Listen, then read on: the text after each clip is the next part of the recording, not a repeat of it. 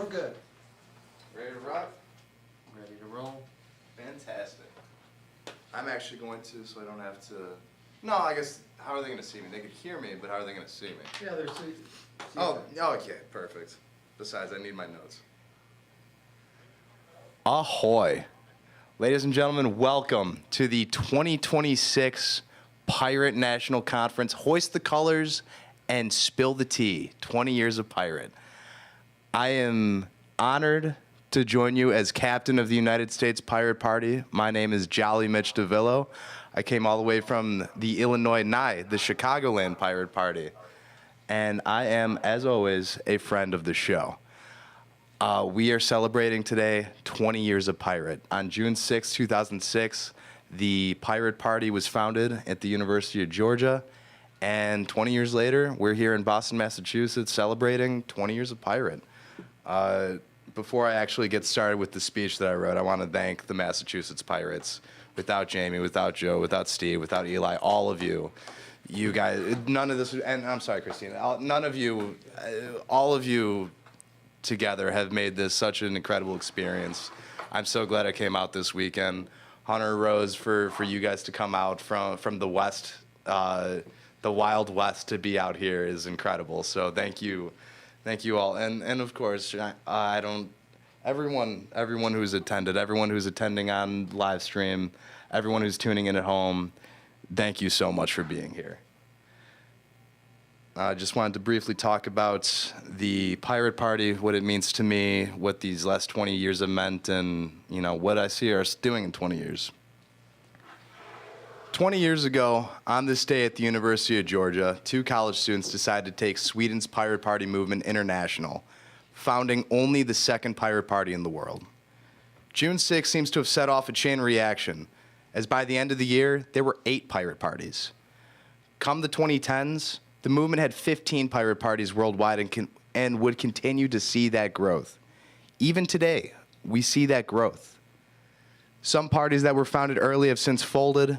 Some folded and came back as another iteration. But this little party of ours, the one that has hopped on the Swedish-built train first, has never folded and never faltered.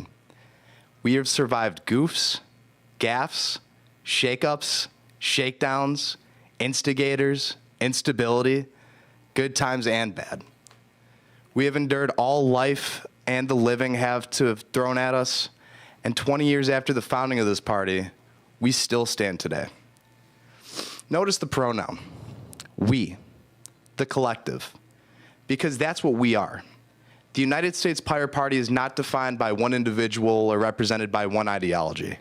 Without the volunteers, the lifeblood of this party, there would be no party. I, of course, found out about this party much sooner than the 20-year anniversary date. My entry into this party came as a 21-year-old with grand political ambitions, far grander than anyone in my position had any right to have. On May 21st, 2018, I reached out to then-Captain Liz Gorski, informing her of my interest in the party. At the time, I was considering a write-in campaign for Chicago's Metropolitan Water Reclamation District Commissioner. In that email, I warned her, and I quote, "If I were to run, I don't plan on being a typical candidate. My whole campaign has been lighthearted but serious approach. I always talk about not wanting another career politician or cog in the machine, but an average American working to represent average Americans. I don't plan on wearing a shirt and tie and making false promises. I dream of being at my own rally and blending in with everyone in the room. I want to do things differently." Now, while I want to chuckle and scoff at a 21-year-old writing about and having such ambitions, I stand before you today, duly elected captain of the United States Pirate Party. I also stand before you not wearing a shirt or tie, nor have I ever had the makings of a career politician. In fact, as I stand before you in flip-flops, I can't help but admit the 8-year-old email may have been a little prophetic. The reason I reached out to the Pirate Party was that I felt it represented my views better than anyone else. Perhaps more importantly, I felt as though this party would allow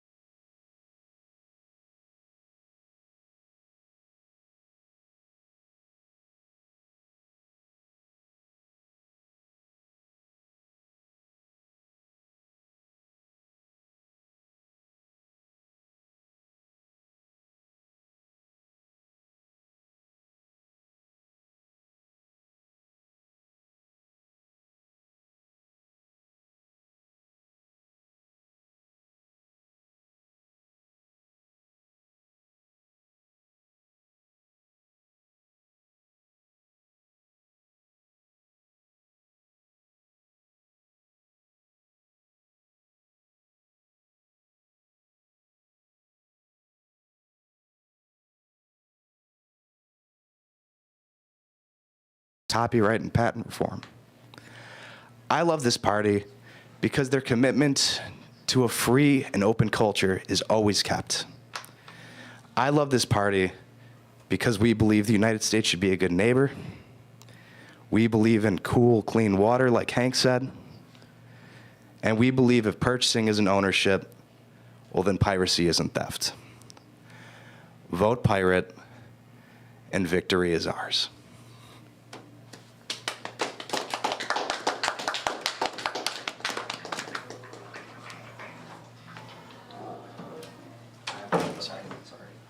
Please, no, not at all.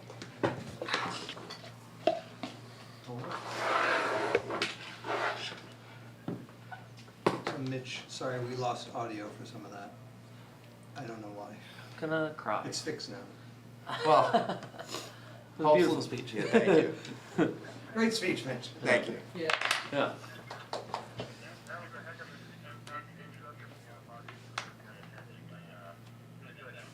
Why are we not hearing it through there?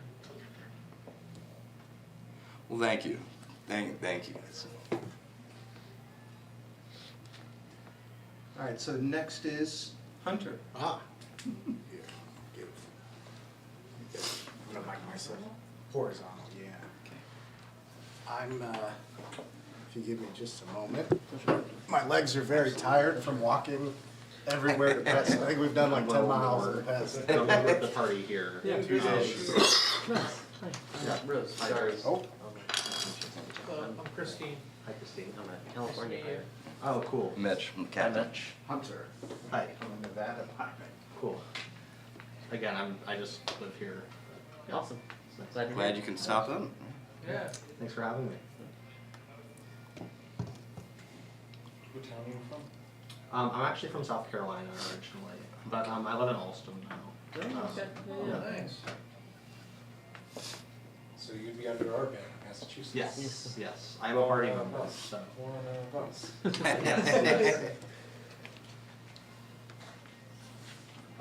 I have some printed materials to distribute, if someone wants to volunteer to do that. Mitch, can I volunteer you to do stuff? Yes, absolutely. More as examples, and I've got my business cards as well, as examples. So my name is Hunter Rand. I have been a pirate since 2013. Actually, when I started running my campaign, the Democratic Party of Washoe County outed me as a pirate, and someone did a public records request and found the handwritten voter registration card where I wrote in pirate and published that on Facebook, thinking that would offend me. And to say I'm a proud pirate is an understatement. I'm running for Sparks City Council, Ward 2 in Sparks, Nevada. And first off, before I get into my presentation, I want to thank my wife, Cheyenne. She hates this when I do this, but like I cannot understate how awful that this experience has been, and she's been with me every step of the way. And I gotta thank Mitch. Mitch has gotten some pretty bad phone calls from me. I won't get into it. This presentation's not actually about my campaign. See, I tricked you all. But it's been, you know, we've had people following me. We had a shooting at our house. You want to talk about nasty politics, this is nasty politics. And I think something that I'm learning is unique is in our community, our elected officials are full-time, high-paying positions. If I win, I'm going to make $100,000 a year. And there's a lot of casino money. There's a lot of people that lose a lot if I win. So I'm going to get into it. I kind of wanted to treat today as talking about, because it isn't just pirates. In Washoe County, we are others. Washoe County is one of the most important counties when it comes to presidential elections and elections in general. And you're nodding like you know exactly. You've probably heard it on NBC, and unfortunately, our elections make national news frequently. But I think that especially in our community, we have a chance to become real legitimate challengers because of how our elections work. So in Sparks, it's called a jungle primary. Parties don't matter, and we can win outright in the primary, and that's the goal. They're not going to print our party. I was originally running as a nonpartisan, and I wasn't going to change my party because that felt dishonest, because I've always been a pirate, and I'm still a pirate. And so I just never updated my registration, and then I got outed, and I'm like, well, might as well just run as a pirate anyways. So who am I? So right now I'm kind of in a new position. I'm a full-time software developer and a compliance officer at a state planning firm in Reno, Nevada, and I'm a part-time television and film producer. One night a week I'll go direct live sports for television, and recently getting into hobbyist AI research, mostly so I can understand it. Data centers are a huge problem in northern Nevada right now, and you guys can just Google Nevada data centers. Water's a problem, and so I could tell you I'm the only person running for office or in office in Nevada that has any idea what's going on. Everyone else just parrots what these developers say. And I've been a lifelong resident in Sparks, Nevada. I went to school there, grew up there, and my wife and I have bought a home there, and we probably won't die there, I'll be honest, but you know, we love our community. So what is Sparks? So I always like to talk about this because no one seems to understand the geography of Nevada. Las Vegas is all the way at the bottom of Nevada, and we are about 9 hours northwest in Washoe County, the Orange County, and you could see most of it is unincorporated, and we have our own county government that's separate, and their job is to manage the, there's actually one elected official for that whole upper area, and there's not that many people up there. So Reno is that gray area. The red area is Sparks, and there's our town. We have a council manager government, so the mayor is a true executive. There's veto power. He doesn't get to vote. There's no term limits for mayor in Sparks because they don't get to vote.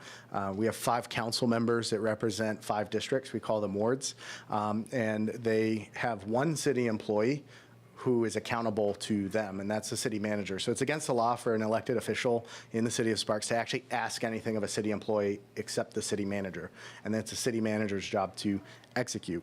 It's 36 square miles, 500 miles of roads, 110,000 residents, 6 fire stations. I say that because we can't staff them all. One of them's closed right now. And if you guys are familiar with the wildfires that you guys probably see on the news, half of our overtime last year, or 2024, I think it was $3 million in overtime. Half of that was wildfires. It's kind of not optional to fight them, especially when I think the closest one has been a half mile from our home. So this is actually on our way here. I grabbed this picture, and that's our house, and that's Ward 2. It's an older community. So what are my campaign pillars? So people first, they're the pirate pillars. People first. Opening up government, I want city council meetings to be at night or on the weekends. I got a death threat over that. I don't know why that's my controversial proposal. And defending privacy. This presentation's not about flock safety cameras, but I want to tell you ALPRs are a problem. I'm not as worried about drones. We have drone as a first responder. It's against the law for them to use those to do anything other than respond to 911 calls. They can't use them for patrol, and they use them for fire response. So they have been saving money and saving lives, and they're working on delivering AEDs by drone as well in our community, because sometimes our traffic, yeah. So if I go out on Pyramid Way, which is one of the major streets in my neighborhood, at the wrong time, it's like 20 minutes to go a block. So that's when the AEDs by drone start to make sense. So what are my campaign values? So my entity is called RAN Together. That's the official legal name of my campaign. So empathy. I always talk about one of my middle school teachers drilling empathy into us and teaching us what that meant. And I think that's something that's been lost. Doing better. As a teacher I worked with when I taught high school, I taught at Spanish Springs High School. I was a career and technical education teacher, and Juan Villegas, just every day he would say, do better to everyone. Himself, me, other teachers, students, just do better. Like, you're gonna mess up, you're not gonna be perfect, but you just do better. Just keep trying to do better. And that's something that I wanna apply to government. And I think we should all do that. When I worked for Nevada Women's Basketball, Amanda Levins, one of my favorite coaches, she had a saying that complacency kills. And I remember her first year, we played UConn when UConn had their 130 game winning streak. And Gabby Williams is from Sparks, Nevada. She went to Reed High School. And so it was a homecoming. The game before, they played UCLA, and they played 5 players for 40 minutes. And if you know basketball, that's offensive. That is unsportsmanlike conduct. It's rude that's dominance, you know, to be able to play 4 or 5 players for 40 minutes straight because UCLA was not tough enough. They played all 15 players when they played at Nevada. We didn't win, but they got complacent, right? And I think you can have a successful community, but it doesn't mean that you shouldn't try to continue to do better. So these are the 6 things that have kind of been guiding my campaign. And so why run? So we're at a crossroads. We have a $120 million budget. We are $20 million short. We've already closed 1 fire station. And my district has the highest number of fire and medical calls. We're an older neighborhood. I got cloth Romex in my walls. If you know what that is, like it's scary as hell. And my house is not the only house. My house was built in 1968. You know, but what are they doing in response to this? They're raising sewer fees, they're raising trash fees. And, you know, I got a neighbor who's owned her house outright for 30 years and she's a widow. She can't go back to work. And now she's living paycheck to paycheck again and she has a tenant. And that shouldn't be normal. I think we need fresh perspectives and technical expertise.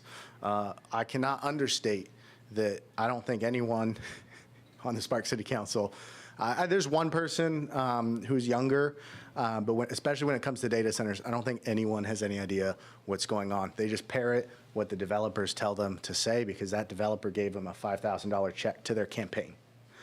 That's my opinion on the advice of council. I have to say that a lot. We have a lot of decisions that are made without public input. So going back to the flock safety cameras, maybe that's what we want. Maybe we want surveillance. I don't know.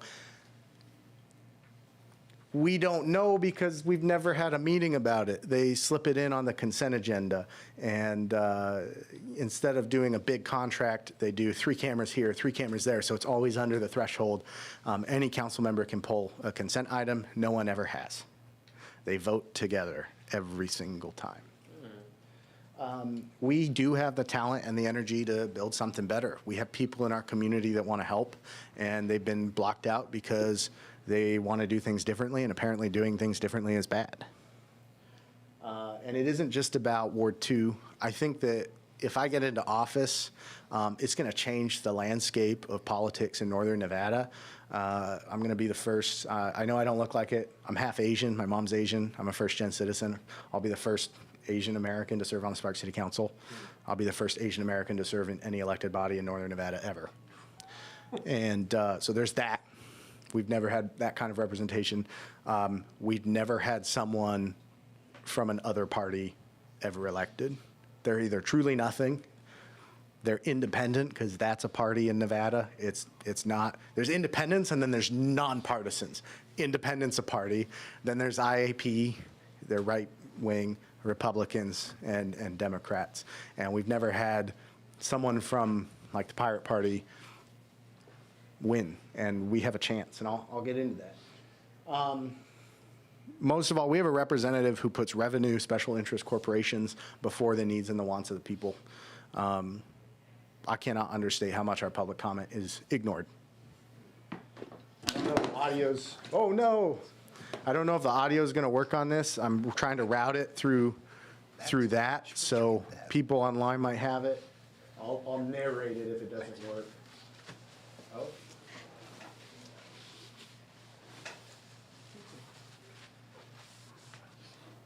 I don't know if the people in the meeting can hear that. She's essentially just saying that that we have some speakers that are spreading information at public comment. My response to that was, yes, thank you for pointing out the fact that I am at public comment spreading information. That is literally the point of public comment. This is the incumbent, Diane Vanderwell. So she was appointed in 2020. We have a curse in Sparks. The mayor always dies in office. It's really horrible, or they get really sick and then they die.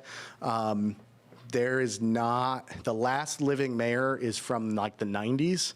The past like 4 or 5 mayors have died in office. And she was appointed because our council person became the mayor when the mayor died.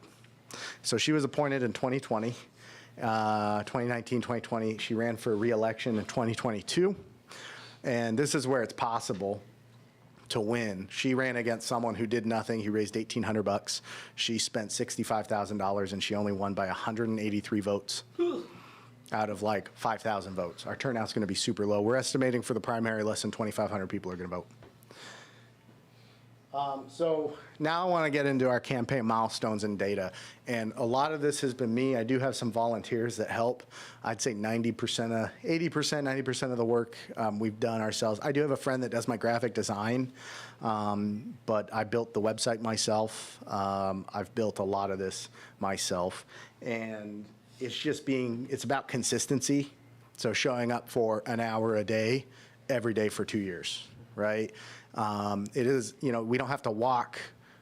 So we have about 100 miles of road in our neighborhood. It isn't about walking 100 miles in a weekend. It's about walking 1 mile a day, every day for 2 years, right? So first I want to define what a targeted contact is. I think it's always very important to be very explicit about how we're talking about our data. So we're calling a targeted contact someone where myself or a voter successfully went to their house and left something at their door or met them, or a personally addressed piece of mail was delivered to them. So a letter or a mail piece. We were very targeted with our mail because we just didn't have the money. Over the last year, I've walked over 500 miles personally. And again, I didn't do that in a weekend. That was every day, just a mile here and there, right? There were some days where I walked 10 miles. There were days where me and some volunteers covered 50 miles. But there were also days where it was a half mile, Our last day walking was 2 weeks ago. What? Memorial Day. But that Sunday, well, we actually got caught out in the snow. If you're familiar with Reno, we have the 4th and 5th and 6th winter, so it's 80 degrees, and then all of a sudden I'm in a snowstorm. And I had a volunteer, Pablo, very nice guy, and I tell him, I'm like, hey, we can call it for today because it's snowing and we're not really prepared. And he says, no, we have to keep going. So we kept going for 2 hours in the snow. But we did over 500 miles. There's no other candidate that can say they did that in any race in Washoe County. In my district, we have 10,574 voters. This is as of last night, and I'll get into some of that. We contacted 4,387 of them at least once. We actually contacted closer to 5,500 people, but we removed people who have passed away or relocated because they're not eligible to vote in our district anymore. So we contacted over 4,000 people. That's 41.8% of the electorate. As of last night, we had 1,330 ballots cast. I think that's about 60 to 70% of what's going to be cast in this primary. And we contacted 894 of those people at least once.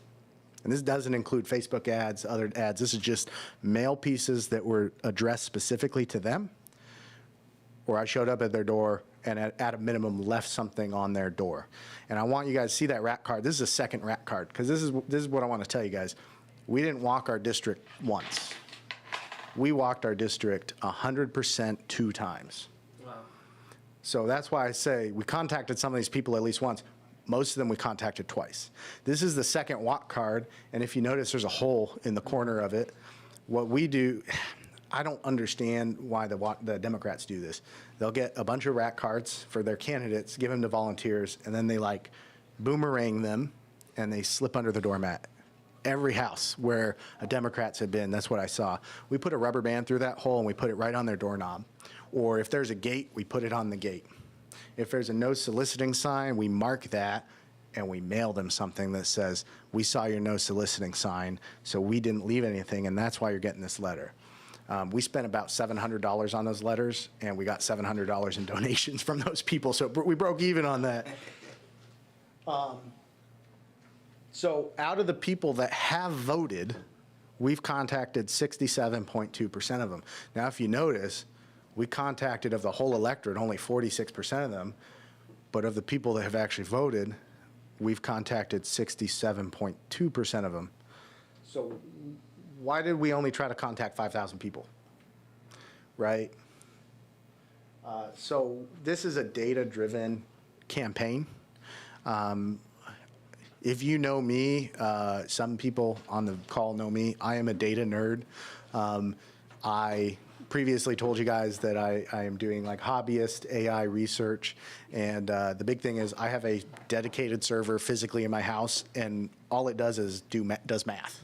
It just processes voter information right now, so we can kind of try to figure out how to spend our money, what we're doing.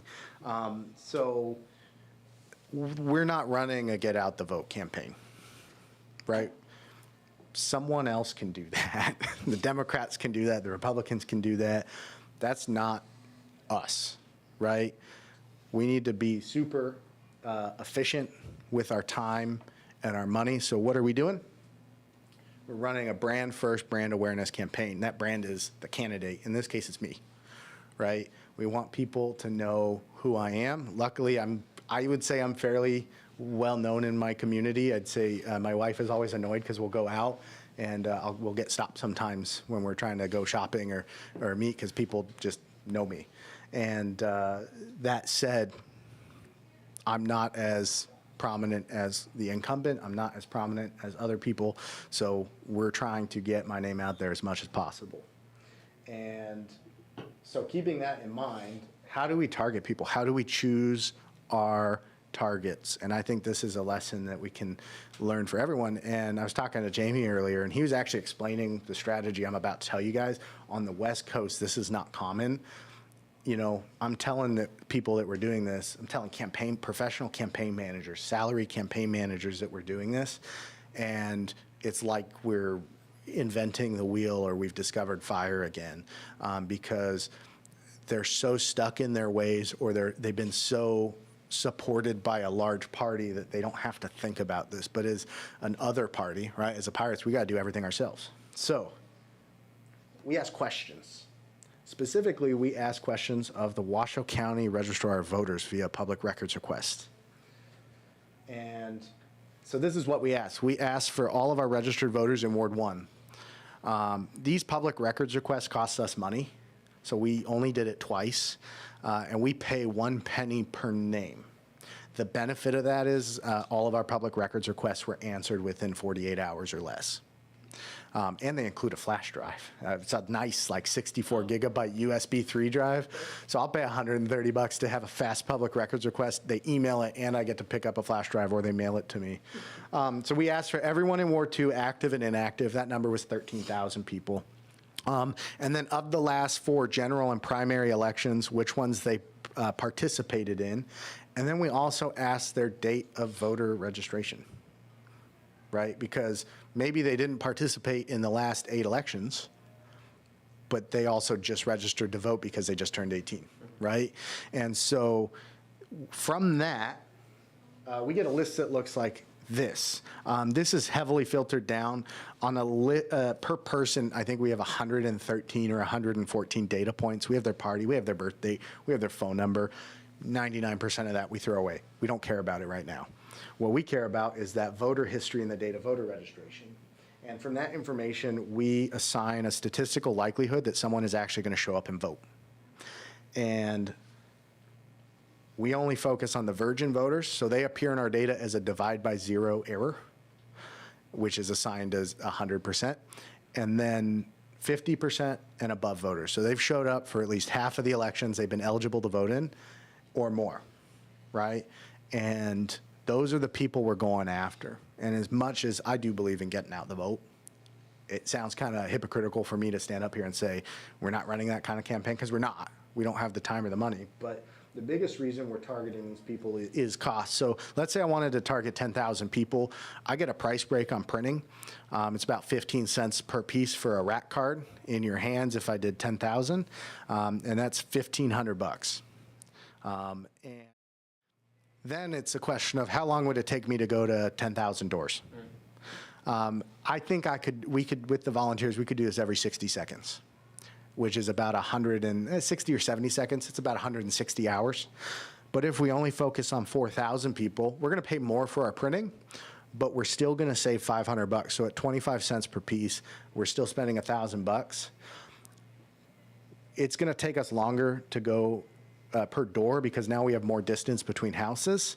It's about 90. On average, I hit a door every 90 seconds. So it's about 100 hours still. So this is my question for our candidates. What else can you do with 60 extra hours? How many phone calls can you make? How many events can you host? Right? What can you do with 60 extra hours? That's 60 visits to voters that want to have a one-on-one with you, right? So am I going to spend that 60 extra hours on walking door to door for people that probably aren't going to come and vote? Or am I going to do more one-on-one stuff? Because that's, in my opinion, that's what helps. What can I do with 500 extra bucks? This campaign is kind of interesting because it's a small district. It's only 3 miles wide and 2 miles tall, yet there's a lot of money. My opponent at the last check-in had $45,000. I had 13. We've spent every dime. So what can you do with 500 bucks? In my opinion, you could do a whole lot with 500 bucks. I could do a lot with 100 bucks. That's 600 or 700 mail pieces, right? That is time that you don't have to spend raising $500 that you could spend on doing something else. So what are we missing as a party? So some of you guys might have heard of vans or NGP van or minivan if you've ever volunteered for large campaigns. The Republican Party has their app. The Democratic Party has their app. It just kind of depends on how those people lean. And the well was poisoned for me. I was not allowed to use minivan because I'm not a Democrat, and someone else said they were going to use it. And even if we could, even if we were allowed to use that app, I can't afford it. It was $300 a month, right? I'm an independent candidate. We've been doing this. I announced on June 2nd of last year. So just someone else can do the math. 12 months times $300 for data management, volunteer access, and then there's add-ons, and then I'm buying data. So what do these apps do? They do data access. They make it easier to do those public records requests. Sometimes they've already paid for that data, and they just have it, so you just log in and it's there. You don't have to wait the 48 hours. They do data science, right? That's where we get that statistical percentage. That's also where we can make projections. We track ongoing data. Data management. I have a spreadsheet that's 3 gigabytes. If you know how spreadsheets work, you know how big of a spreadsheet that is. It takes 30 minutes for my MacBook to open. It takes 45 to 50 minutes for it to save it when I make a change. These are huge. We have to use databases. If you're familiar with databases, you know they're a nightmare. I hate Microsoft Access. I hate Microsoft Access. I hate Microsoft Access. It's a nightmare.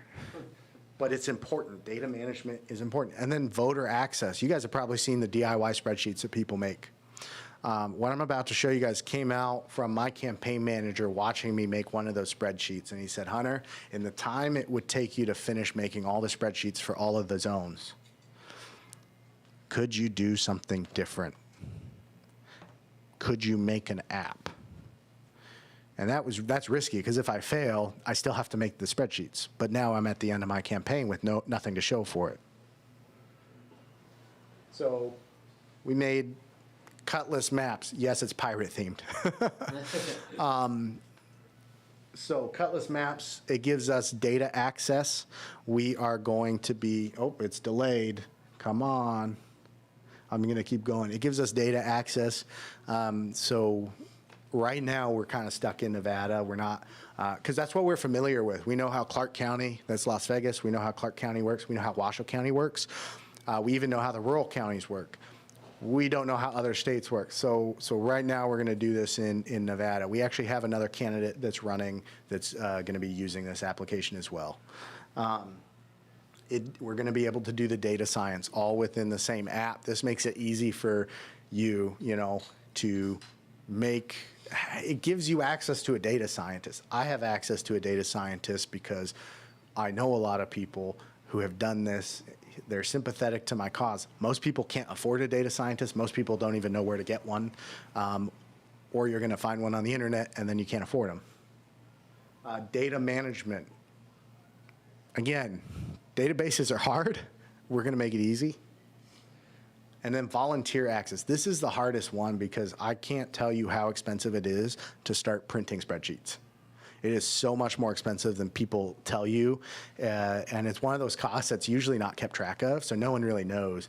But it adds up. And then if you're using spreadsheets, you got to spend time putting in that data. Either that's you, a volunteer, or a paid staff, right? So what's super cool about this is we own this product. It's ours. We get to control who uses it. We don't have to be exclusionary of pirates because we are pirates, right? And our goal is to be 90% cheaper than other van products. So I told you that I got quoted $300 a month for minivan. I think it'd be great if we could get out for $30 a month. That wouldn't include the data, especially in states where public records requests cost money. But our goal is to come in cheaper. We're not ready to launch yet, but for the next election, we will be, and I hope that we have more pirate candidates in Nevada and Washoe County. Our other goal was to be better performing than the other van products, which is really hard, right? Because these are big corporations with multi-million-dollar budgets. Apparently not. Apparently minivan totally failed during the Kamala Harris campaign, and they spent like $1 billion trying to fix it at the last minute. It was a nightmare. So this is what the administration page looks like. You log in. This is a two-factor authentication system that's based on Heritage Bank. They use picture-based. 90% of people choose the dog, so don't choose the dog. And this is what your administration dashboard looks like. So again, we were targeted. We had, at this point in time, some of these numbers are going to be wrong because this data is kind of fake data for this presentation. It's not up to date. It's old data. But at the time, we had just under 13,000 registered voters. We excluded anyone that was under 50%, and that's where we got the 7,500 voters. And then we put them in zones, and I'm going to show you what that looks like in a minute. And then at the point of time that this data was kind of being used, we had at that point addressed 886 voters. So that means we went to their homes. Turf cutting. This is what is surprisingly hard, and this is what has kept people from creating apps like this. And luckily, I'm a cartography nerd. I actually, if you guys are familiar with OpenStreetMaps, Yes. I had to do 30 hours of edits to our city because a lot of the street names were wrong. So I was telling someone else today, you'll have like Galt Way, and then randomly it turns into East Galt Way. But on OpenStreetMaps, it was West Galt Way too, which doesn't exist. And it was breaking our system because it's looking in a spreadsheet for West Galt Way. So we fixed our OpenStreetMaps for at least our district. This is what it looks like. So you get little tools and you get to draw zones. Eventually, we're hoping that this will be automated. This is still something where I think, as much as I hate to say it, AI is going to be better than a human because I made errors. I try to make the walking routes as efficient as possible, right? Which way is the house facing? Things like that. I made mistakes still. Right? And so this is something that the computer overlords can happily take off of my plate because it was a nightmare to manually go in and draw all of these zones. If you have a bigger race, like Washoe County's got 500,000 people. If you're trying to, there's 200 precincts. If you wanted to cut all of that up, I mean, this would be a full-time job. So we're hoping to automate that. Volunteer access. Again, this is the hardest part. So what do we do? So you can create a walking day. When you create a walking day, it generates a QR code. If you scan this QR code, it should say that you don't have access because it expired. But it takes you to a page that looks like this. So the volunteers scan the QR code, they enter their name, they get to pick a zone, they get to confirm that that is the zone they want to walk. Then they just say what street they're on and what side of the street they're on. When they hit the house number, they hit one of the responses, right? These are the responses that we use for our campaign. They're editable. You can see it's still early, the no solicit. I don't know why I can't center no soliciting. I can make a whole database app, and I can't get text to center in a button that tells you where my time has been spent. So what has our feedback been? So Diana Mackey, she's a candidate for Sparks mayor. She's also on the Washoe Dems executive board. She said it's better than minivan. It performs better, it works better, it's easier to use. Blaze Jorgensen, he's a friend of mine. He's also running for Washoe County Public Administrator. That is the elected official in our county that handles dead people. We don't know why it's an elected position. We don't think it should be. A little bit of a tangent. In Nevada, our public administrators are notorious for bad behavior. The one in Vegas murdered someone. He was stealing stuff out of dead people's homes, watches, jewelry, and someone from the Las Vegas Review-Journal wrote a news story about it. He lost his election, lured him to his house while he's still the public administrator and stabbed him to death while dressed as a landscaper. And did he get life in prison or did he get the death penalty? Life in prison. Robert Tejas. We had another public administrator in another jurisdiction in Nevada who is Catholic. So the public administrator, have you ever wondered when a homeless person dies, what happens to their body? Well, usually it gets cremated, and then those remains are handled with dignity. We had a public administrator in another county that randomly became a devout Catholic and refused to sign off on the cremations. The judge got involved and ordered the cremations after 60 bodies were piled up. So we don't know why it's an elected position, but that's what the public administrator does. It's a partisan office too. He's running as a Democrat. You have to be in a party to run for this position. Tangent. He's also a Kamala Harris volunteer, so he's familiar with minivan. He does have the same campaign manager as me. He has adopted this application. They are going to use it for their campaign at a wider scale. So they really like it. James Alderin is my campaign manager. He has some wins under his belt from his time in Oregon, some Portland campaigns, municipal campaigns, congressional campaigns. And he says it's a game changer. And I asked him why. He said no other candidate has ever put in this much work, right? We had our access to something denied, so we just made it ourselves. And that's been the whole mentality of our campaign. No one else is going to do this for us, so we're going to go out and just do it, you know? It gives us parity with the big parties. And as pirates, we can actually, for the first time ever, in my opinion, especially in places where there's open primaries or jungle primaries where we don't need signatures, we can be serious contenders, right? In Washoe County, specifically in this race, or to run for Mayor Sparks, parties don't matter. There are no signatures. Are you a U.S. citizen? Have you lived in your jurisdiction for 30 days or more? Have you been registered to vote for 30 days or more? And do you have $30 cash? Was it cash? They don't take credit cards. That's it. That's the requirement to run for office. And these are the races that are possible to win because pirates, we have a popular platform.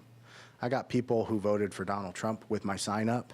I got people who voted for Kamala Harris with my sign up because they come out, everyone wants to argue with me and they ask, are you a Democrat or are you a Republican? And I get to say, I'm actually a pirate. And everyone, every time, chuckles. And then I start talking about the first three pillars.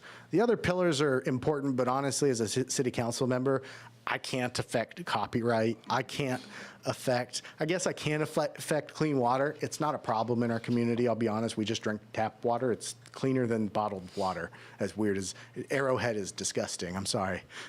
Do you guys have Arrowhead water out here? Yeah, the same bottler makes Poland Spring here. Okay. Okay, Arrowhead tastes like, Bad.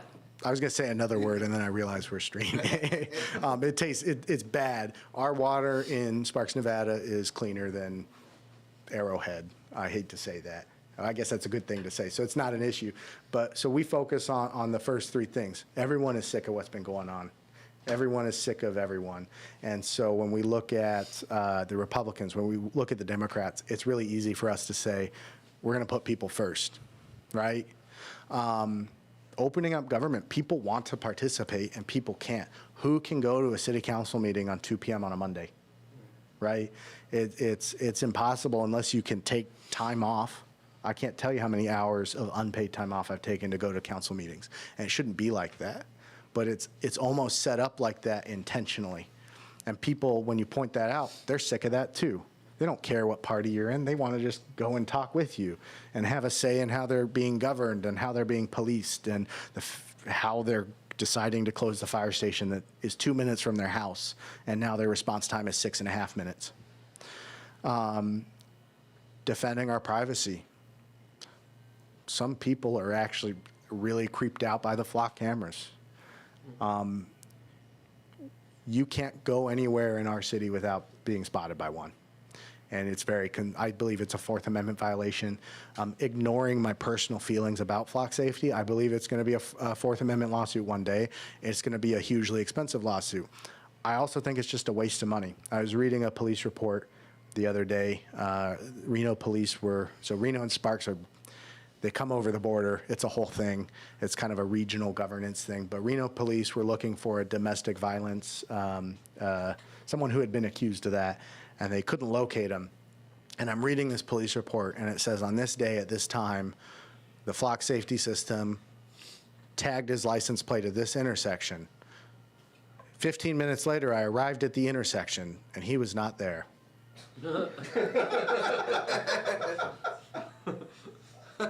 This cop did that 3 times before saying he was going to drop the case because they can't find the guy.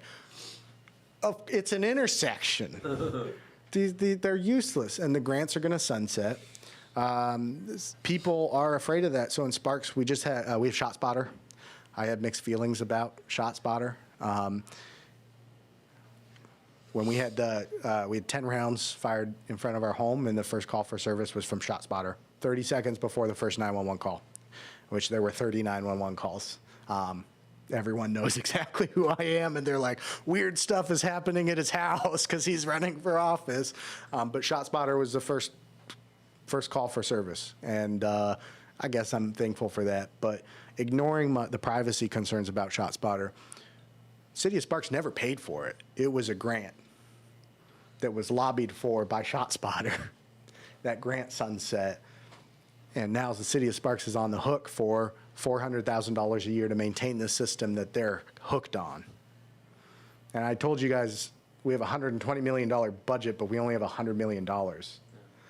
We just laid off 5 firefighters. How are we going to afford that? But we did. That's what they're spending money on, and there's no public input. So people are seeing what's happening, and they're really interested in what we're doing. And people are afraid of us in Nevada because we have a shot. As much as this presentation was about my campaign and about an app that I made that I hope other pirate candidates use, I think that we need to be more selective about what offices we run for. Because I've met people, we have our congressional, Nevada CD2, Congressional District 2, the Mark Amadei, semi-professional race car driver who has never stepped foot in his office, is retiring from Congress. We have 27 congressional candidates. Maybe 5 of them are serious. But I'm looking at the people who I know are not serious, and I'm looking at them, and I'm like, how much time and effort have you put into your vanity campaign? And I think that you care about our community, but what if you put that time and effort into running for city council, running for another board? You might win because you put a whole lot more time and effort in than anyone else, than the person who actually won, right? I looked at Mayor Ed Lawson. He's our current mayor. He's been very kind to me. I think he's complacent. Do you remember that statement, complacency kills? I don't think he's doing enough. He thinks he's got it in the bag. And while he thinks he's got it in the bag, maybe he's walking door to door, whatever. There's other candidates that have hit 10,000 doors. There's a candidate that hit 30,000 doors, and I know he hasn't. I think he's trying to now, but I think that it's going to be closer than he would like. You know, I think that's, if we're selective and we put the same amount of effort in, we can win these races, especially in communities where we have open primaries. So I said that, yeah. So thank you.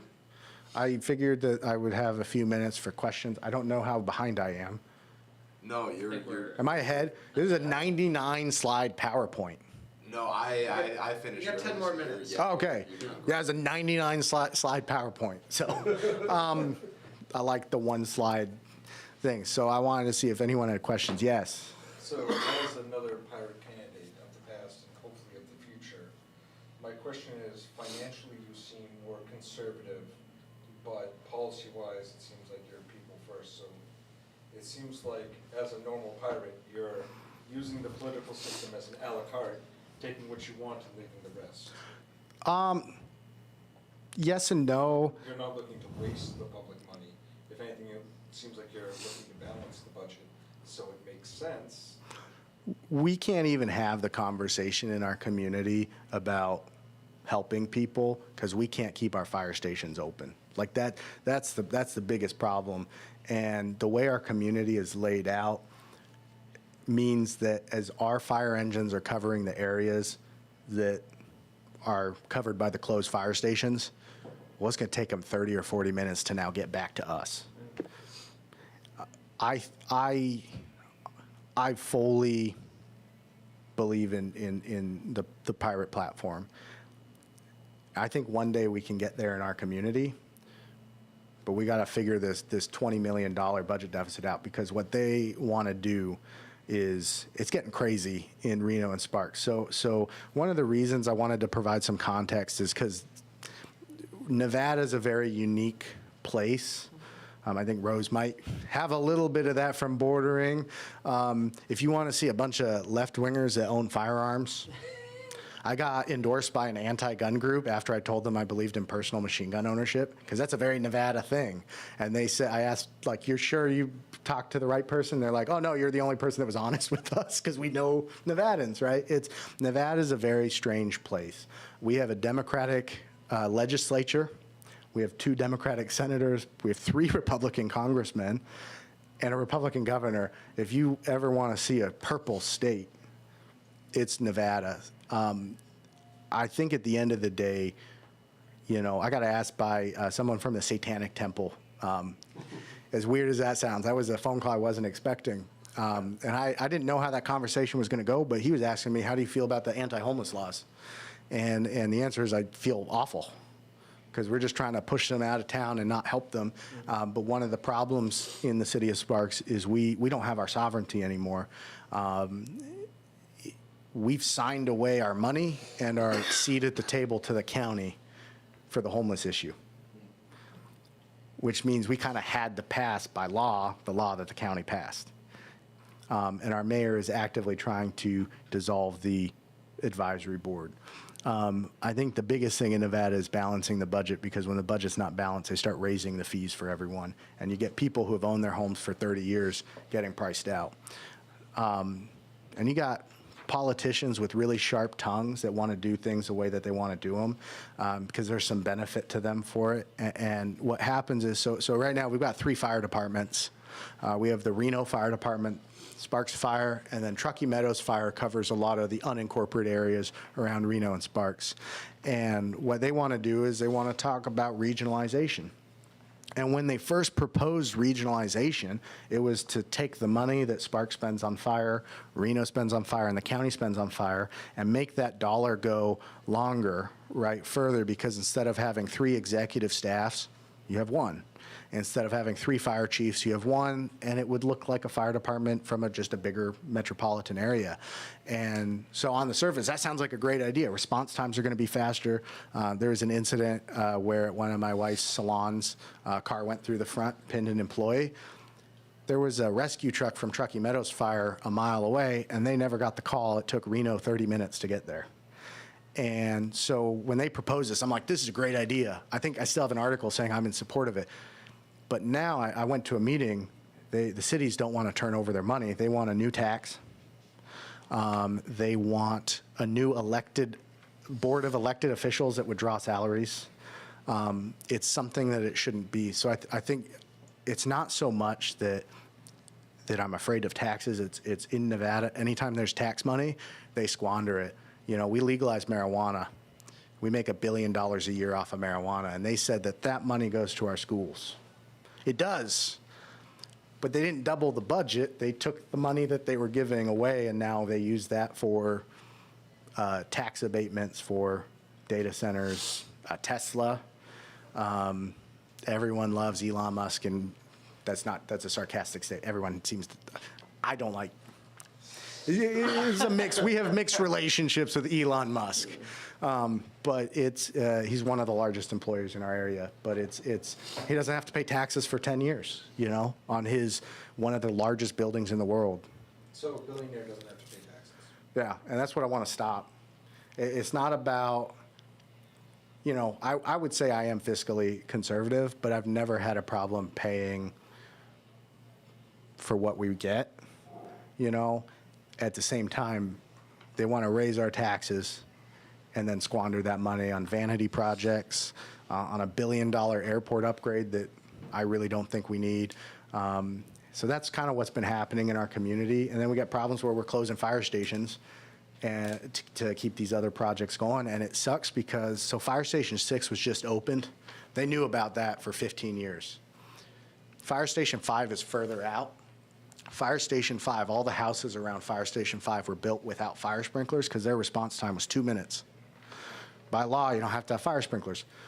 All the houses around Fire Station 6 were built before there was a fire station. They all have fire sprinklers, but it looks really bad for a city to open a brand new fire station and not put firefighters in there. So what do? They close Fire Station 5, put them all in Fire Station 6, and now everyone around Fire Station 5 has a 6.5-minute response time.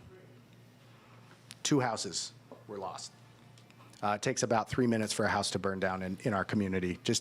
I don't know what it is. It's just, no matter how new it is, it's just 3 minutes, it's fully involved. I don't know if that's consistent across the country. We don't do a lot of brick-built structures because we have earthquakes. So everything is wood and drywall and plywood, and they go up really fast. And then we have wildfires and whatnot. But I think that they actually just reversed that decision. So in the past 2 days, since Friday actually, Fire Station 5 is going to be staffed again. Fire Station 6 will be closed, which makes sense. We didn't have that fire station for 15 years. So does that answer your question a little bit? And then some. And then some, yeah. Any questions from the internet? Check the comment section, see if they ask. Any other questions while we wait? I mean, I have a whole bunch of questions, but I- not necessarily. Yeah. Well, this is more of a comment than a question. Yeah. I was a little surprised to hear that the municipality has 110,000 people and only a $120 million budget. So that's where elections and jurisdiction get really complicated. One of the things that has upset me is when I'll complain about something and our elected representative has said, that's not in my jurisdiction. Because maybe that road is maintained by the RTC, the Regional Transportation Commission, which is staffed by the other elected officials. She just might not serve on that specific board. So it's what's interesting is we have 500,000 people in our county, and a lot of those county services serve the rural counties as well. So I might be elected by, if I win outright in the primary, I will be elected by under 2,000 people. And I might get appointed and be the chair of the public health board for all of Northern Nevada and like 10 different counties. People that can't vote for me, people that don't even live in my city, and I might be over them. And so when you look at that, it gets complicated. The RTC is for all the roads in Washoe County that are regional roads. They have a $200 million budget. So we get taxed $1 and a penny on every gallon of gas. And that budget is dropping every year as people adopt EVs because there was no EV adoption plan. Right? And it sucks because it's like, I don't want to pay more on my registration, but I also believe in paying my fair share. So I think we're going to have an EV tax because right now EVs pay $0 for using our roads. That's the only source of revenue for those roads. So in the past 5 years, this dropped every year they get like another $2 million less. So it was actually $200 million 5 years ago. It's $180 million this year. And next year it's going to be 170. That's what they're estimating. And our roads, because of our weather, our roads get trashed every year. It's bad. Actually, I have 2 questions. Yeah. I know that you were talking about balancing the budget as one of the main things that you were planning on doing. Yeah. But if elected, what other things are on your immediate to-do list?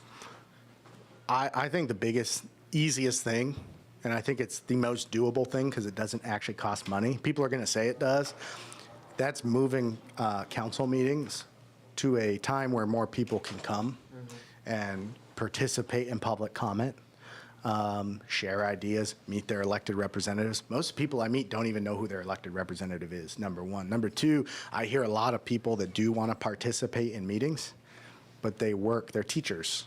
They're people with day jobs. And I get we're still going to miss people that work at nights, but we're going to be able to have more people if our meetings are, even if you moved it to 4 p.m., it makes it easier to take just a couple hours off instead of a half day.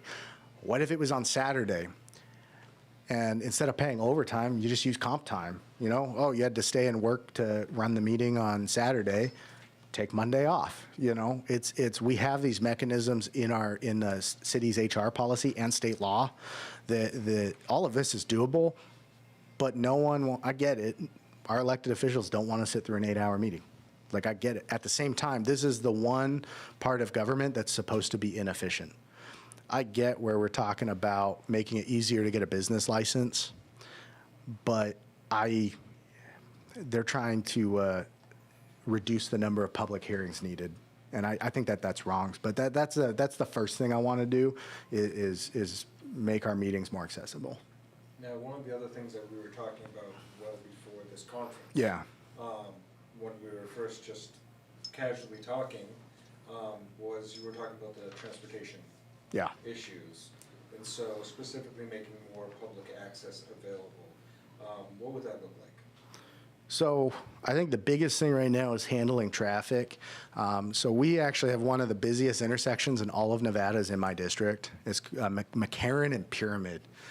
In 2014, they took 70 homes by eminent domain to just widen it. Ooh. And I want to tell you guys, it doesn't make the traffic faster. No. It made it worse. We have 22,000 residents in our district, and we have 165,000 cars a day pass through.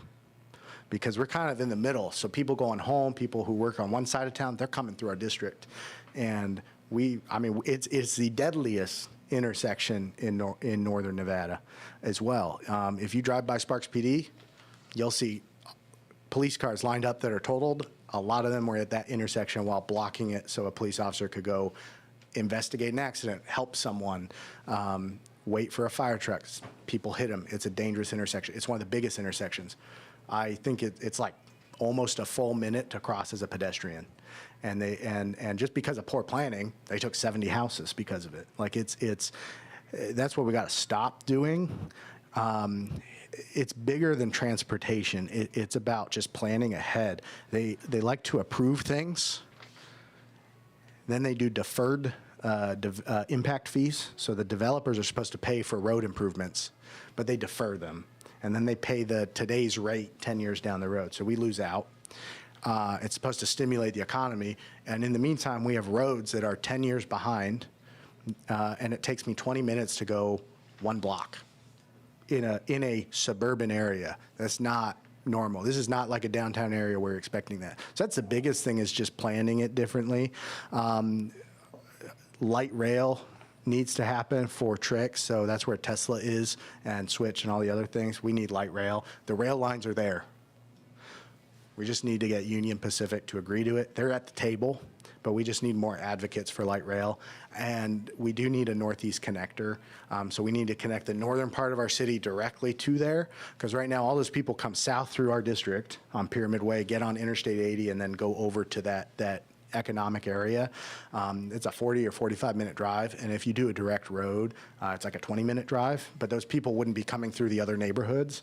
The problem is, where are we going to put that road? Right now, the proposed area is through a sacred, I shouldn't say it because we're streaming, classified cultural resources. It involves the tribes. And so there's some tribes that want to allow this road because they get money. There's some tribes that don't want to allow this road. It's something that needs to happen, though, because our roads, people are dying on our road. My neighbor died. When was that, September? We share a fence with her. Someone made an illegal U-turn, and because of how our roads are, 2 people died. And people are literally dying on our roads. That's like the biggest thing is we just need to also accept that these are real problems and not hypotheticals. I can't tell you how many times I've said traffic is a problem, and the elected officials will say, these are hypotheticals. I'm like, it took me an hour to get to this meeting, and I live 3 miles away. Like, these aren't hypotheticals. So I think that's, yeah. Our public transport sucks. Like, I'll be honest, I've heard some people complaining about public transport in Boston. For me, this is like the greatest thing ever. I wouldn't need a car if I lived here. I saw some internet comments. I don't know if. I was just reading them. Chris just asked about town economy and your position on economics. That is all the context I was given for that, so I asked for additional. So we have to, I think the biggest thing, and I'll oversimplify this because I think I'm running out of time, is our tax structure in Nevada is messed up. It started in the 1960s, and it's just people that didn't want to pay property taxes. We don't have income tax in Nevada. So in Sparks, 70% of our tax revenue is from sales tax. So the economy, in my opinion, sucks right now. And when the economy sucks, people stop spending their discretionary income.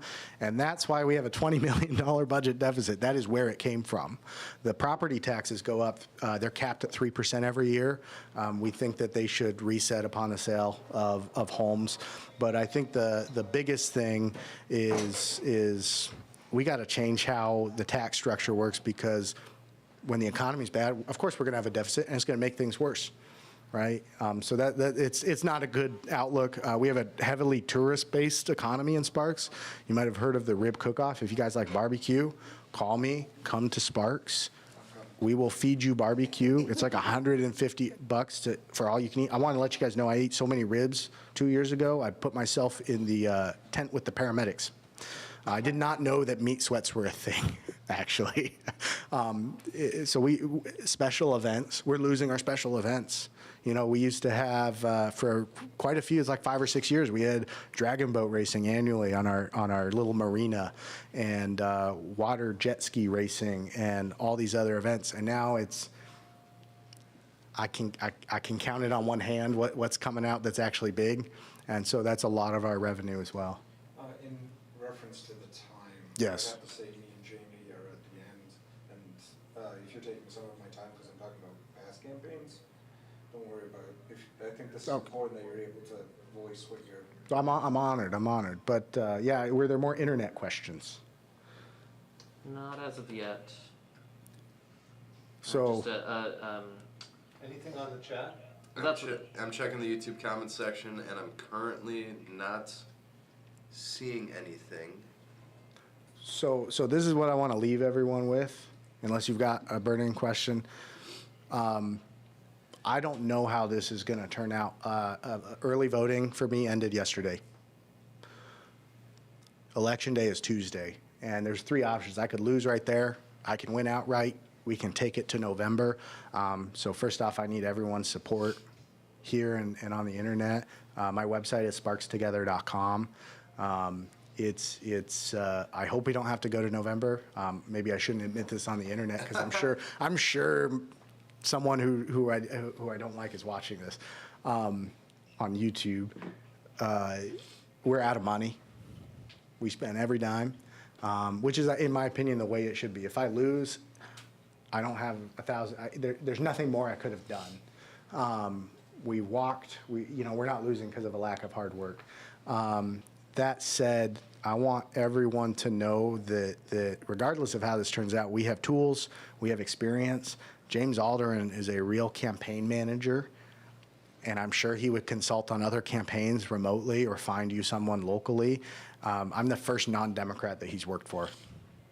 And he said, and I know I do have to be a politician, I do have to have some compromise, but he did tell me that he's never had a candidate stick to their guns like I have. And I think that's the most pirate thing we can do. The Democrats came out immediately, and other people trying to make fun of us. And I think what they discovered is we're a group of crazy people that put people first. And I think that surprised everyone, that we're honest in our convictions. You know, I think there's room to work with everyone. But at the same time, like, I am gonna stick with my guns, you know? I think we can win this election. I think we can win more elections. And now we have some of the things that the big parties have, you know. I'm sure that Mitch now has a guide, metaphorically, on what to do if a candidate calls, because there was a shooting in front of their house. You know, that's something, the Democratic Party, if you get shot at, you call them and they take care of it. They make it go away. Now we have answers. Now we know what to do. It's not new to us anymore, you know. So we have experience, we have lessons. I'm willing to talk to anyone, but the biggest thing is we have an app that can make, and I'm sure we can figure out signature collection. I don't know how that works because that's not really a thing we do in Nevada the same way, but I am sure that we can figure out how to make the app work for every pirate campaign moving forward. I'm sure Mitch will post my information, and I want to be a resource for future pirate candidates that want to make change in their community. I will also tell you, and I don't know, this is why I brought it up earlier, because parties work differently in Nevada. There's no point in having a state party yet, but we would like a county party. The county party is where the power comes from. And that's how you get on a ballot with no signatures needed in a partisan race. And they would print pirate next to our names. So I don't know how that's going to work, but I'm sure we'll talk to Mitch and other people. But yeah, any other questions? Thank you all. How can people donate? How can people donate to your campaign? Thank you. I'm waiting for my campaign manager to come out and slap me for not saying that. I'm like, I've got a little bit of PTSD. Sparkstogether.com/donate, sparkstogether.com. And to piggyback off of that, how can people volunteer for your campaign? They can fill out a form on sparkstogether.com. There's a button that says support or contact if you want to volunteer. I want to tell you guys, we actually had someone, a pirate, drive up from San Jose and walk with us. We got other transhumanists and pirates that had, had lunch with me and then had their own events to talk about the candidates amongst themselves. And as strange as it sounds, for a county that's as politically active as Washoe, we have about 120 pirates per the voter rolls. And Yeah. so for us, the next step is just organizing the pirates. We actually, we have, including me, 5 pirates in our district. My wife is not a pirate, so she's not, I'm not counting her. There are 4 other pirates in my district. All 4 of them have already voted, and I visited all 4 of them. And so I'd say for a community as geographically small as ours, we have a good foundation. We also, we have sympathizers in the Democratic Party. Again, the Washoe Dems is one of the most powerful Democratic organs in the whole country. I mean, every presidential candidate wants to appear in front of them, and they do. George Bush came to Washoe County. Trump comes to Washoe County. Kamala Harris comes to Washoe County. Same with the Republican Party. They know who we are. I got invited. It was kind of scary. I got invited to speak at the Washoe County Democratic Convention this year. I was the only non-Democrat. And it was funny because you can't sit with them unless you're a Democrat. So I'm sitting there. They know I'm not a Democrat, but they have me sit in the front row. And my wife and my campaign manager are sequestered in like a special non-Democrat zone to watch from afar. And, I opened up my speech with, thanks for the invite. I got to tell you guys, I'm not a Democrat, so thank you for inviting me.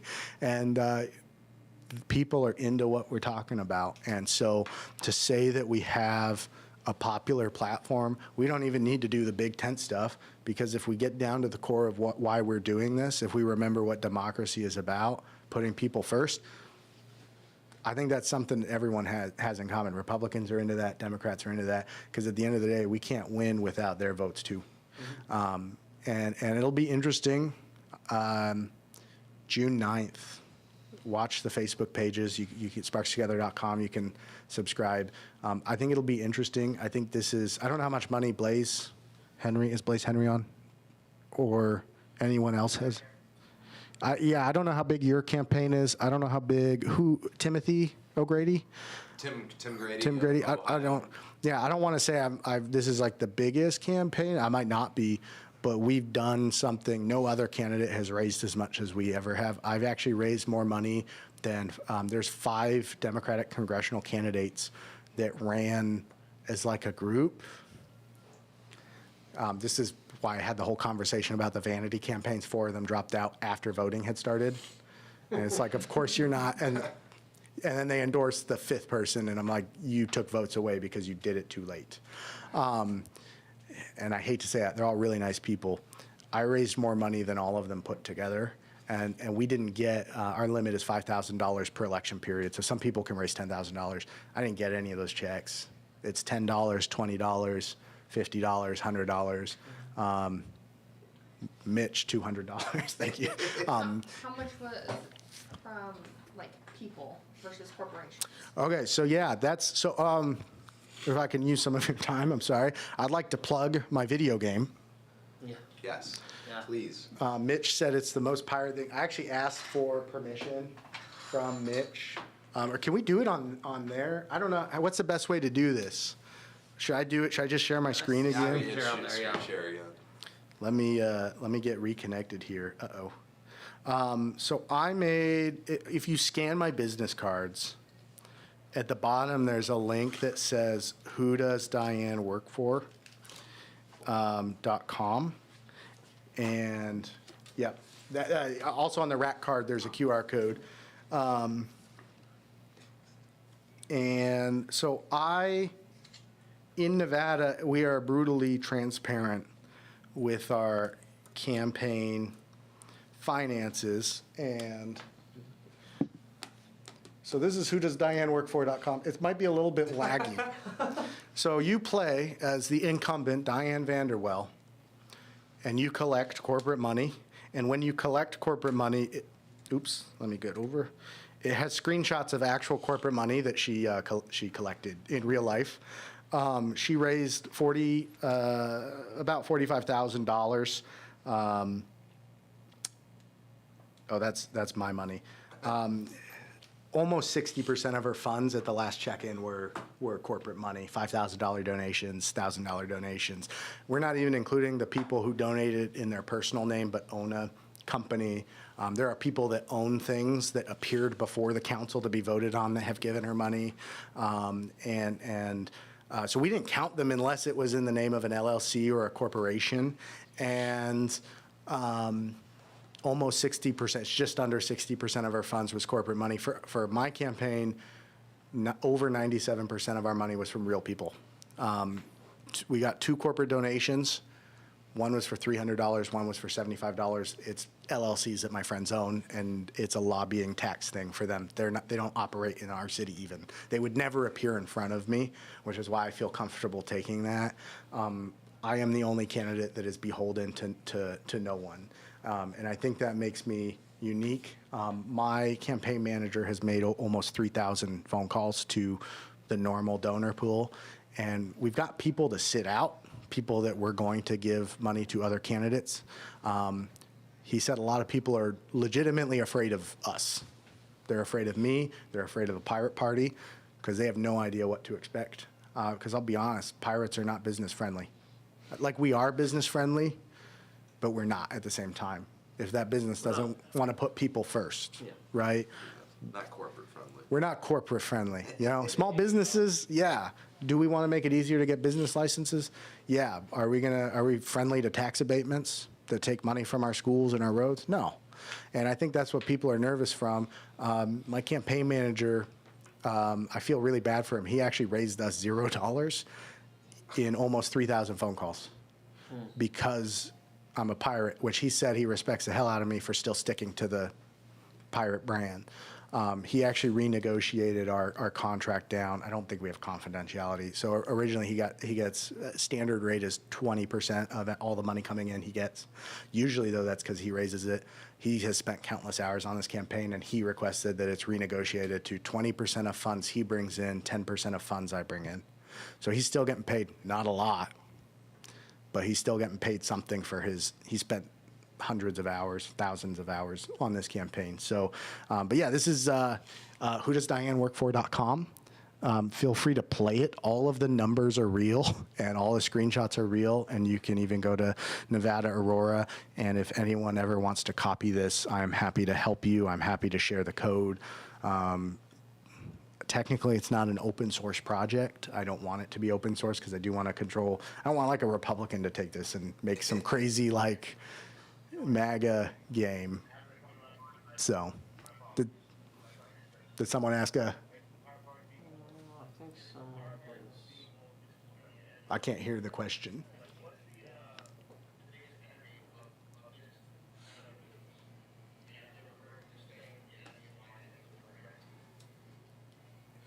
So they basically said the enemy of a business is another business, and the enemy of my enemy is my friend. Yeah, we've had some businesses sit out. At the same time, like, I don't want to use names because I don't want to like.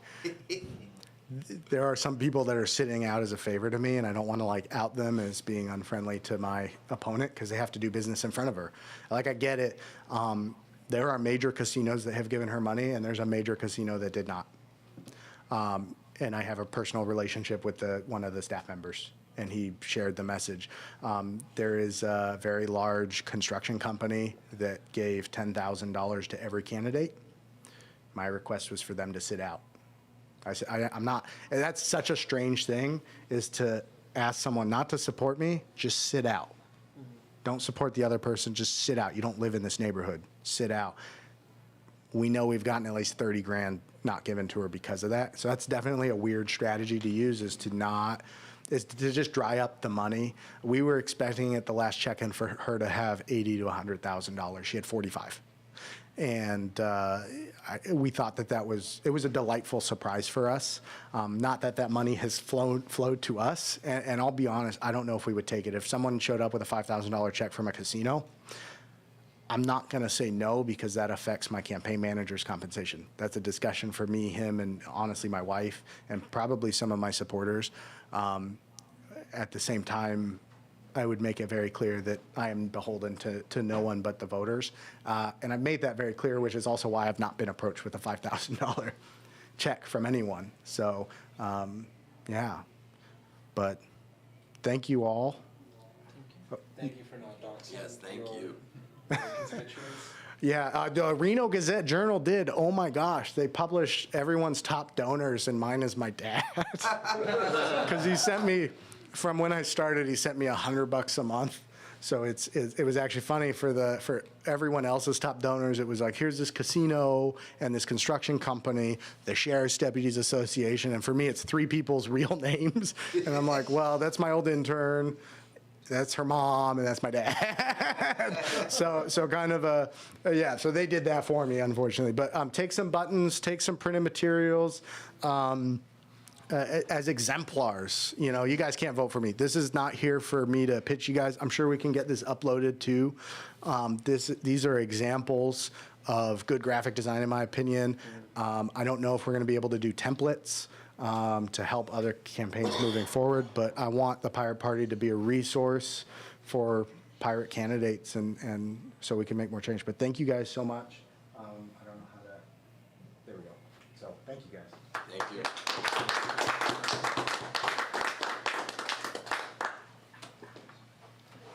Just as we go into Rose, the next speaker, I just wanted to say, Hunter, thank you so much for your time and your speech and your campaign and everything that you've done. You know, I made passing comment that I ran maybe the worst congressional election in history, whereas you are running what I would argue is perhaps one of, if not the best pirate candidates and best pirate campaigns in history. The video game idea, when you called me about it for the first time, I was genuinely blown away at how creative and original it was, and in execution, it was beautiful. So I want to thank you for all your hard work, all that you've done. I want you to know that the Pirates have been 100% behind you the whole way. We're so glad you identify as a pirate and have considered yourself a pirate, have made Pirate Values a part of your campaign. But ultimately, I want to say just thank you for everything that you do. No, and thank you to all of you guys. Yeah. Really appreciate it. I remember when you told me I ran the best campaign. Jill. Sorry, I'm sorry. A totally different strategy. Totally different strategy. You're much more on key with. I think your campaign was much more on key of doing. It's hard to explain. Totally different strategy. I ran a $0 campaign. I'm gonna be on NPR, Good. and the guy from NPR called me a computer.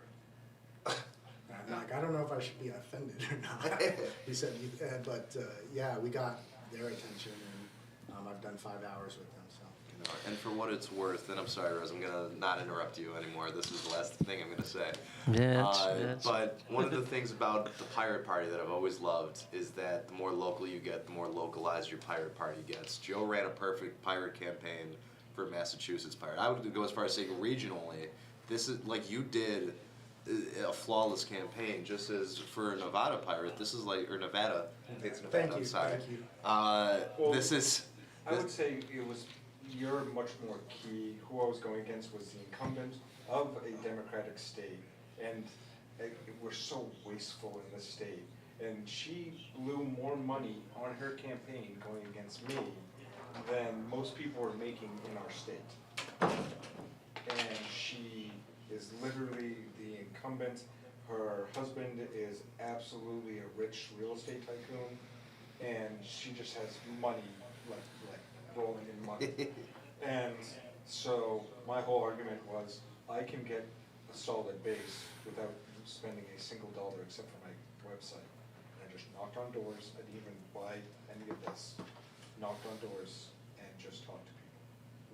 And I gave her a 22% bloody nose without spending a dime. That's pretty good. Wow. So you I guys, hope you do better. you both are the best in the West, however, we do have the best in the West ready to speak. So Rose, by all means, I hate to keep you waiting. Joe isn't in the West. Yeah, well, northwest Massachusetts in comparison to Boston. Sure. Hello, friends. Hello, friends here, and hello, friends online.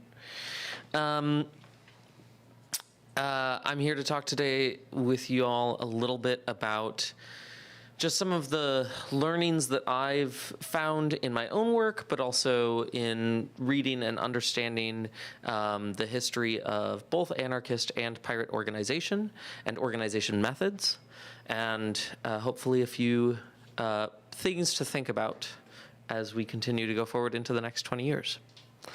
For those of you who I know everyone here now, but for those of you online who don't know me yet, my name is Rose Klein. My moniker online is Yari, Y-A-R-I. So if you've ever seen me on the server, that's how you will see me. I am one of the members of the California Pirate Party, and so I'm here as the rep today. And I was the chair of the USPP before Anthony, AJ, and yeah, so that was, when was that? Someone help me out, I don't actually know when that was. Goodness. I think that was 22, 21, 22? I think you got elected in 21, and then the 22 conference when AJ came in. That sounds about right. Yeah, it was while I was in the middle of grad school, which was maybe not my best decision, but worthwhile and very exciting, and I'm proud of the work that I've done. Yeah, I'm just gonna get started. I don't have a PowerPoint, but thank you for your, no, it's not a competition, first off. Your PowerPoint has enriched all of our lives, and I appreciate it. I'm going to be functioning as best I can with that one. I think one thing I want to harp on here constantly, and one thing that I've run into, especially in working with other organizations, is that the foundation of so much of our work, the foundation of so much of the work of organizing people, of working in community, is, to me, clarity and agency. Right? We talk about people first. And what we're talking about is increasing the agency of the people, right? It should be government by the people, not just government towards the people. And so agency, admittedly, I'm a games scholar, so I think a lot about agency in my own work and my own art. But so much of the time when I'm working with organizations, and I do a lot of work right now, I'm working on helping establish 2 cooperatives and transitioning another from an LLC into a artist-owned cooperative specifically. And so I've been thinking a lot about the sort of structures and the ways that those structures, the default structures of organizational work, tend to not value clarity or agency. By clarity, I mean not just do you know what your title is, right? But also, do you know what your responsibilities are? Do you know what the limits of those responsibilities are? Do you know how to change the situation that you are in, right? If I'm elected to a position in some sort of organization and I don't know how to interface with the other elected members of that organization, or how to delegate responsibilities properly, or how to change the way that the position itself functions or the organization itself functions, that's largely due to a lack of clarity, even if the agency is there. Even if I step in and say, oh, okay, well, you know, there's a lack of clarity here, so I can just do whatever I want, then that becomes a problem for the other people under me who are trying to affect their own agency in the situation. So I keep coming back to those 2 words for myself. And I think there's this sort of process that we go through as an organization as time goes on, where we build clarity, right? We find those little edge cases and we say, okay, we need to decide it's this way or that way, right? The bylaws keep expanding. The documents keep getting added to. We work in the platform committee over and over again to clarify, right? To add more understanding and to build the collective understanding of these principles that we've agreed upon, right? The concern, I think, that I've run into, at least, is oftentimes when I'm working with organizations, the process of clarifying those values, those responsibilities, the way that the organization works, the process of clarifying it leads to an ossification, a sort of stagnancy. The word I keep using in my mind is, it's making it concrete, which in my mind becomes concretization, which I don't know if that's an actual word, but who cares? I feel like in any good talk you have to invent a word, so concretization. So there's this sort of balance there, right? The more you clarify things, it becomes easy for those things to become solidified in a way that does not allow for them to change.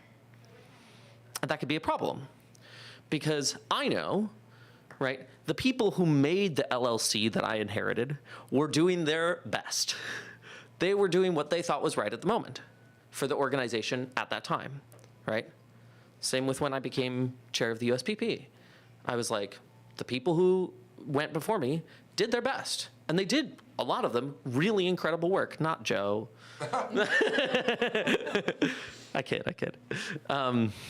But My whole week. You've been joking about it all day, so. But, you know, these people who've come before have done really incredible work. And it was important work. But the circumstances that we are in have changed. Hunter, you were talking so much about how, it is the time right now. And I think that that's not just because of the specific scenarios, specifics of your position in Nevada. I truly believe that from what I've been seeing, from all the work that everyone here has been doing and all the work from our friends across the US, there's so much of the current political moment that is lending itself to these values that we hold, right? People understand and people believe in these values, and they are being violated day in, day out by the organizations, the institutions, and the government that we participate in. So the moment has changed.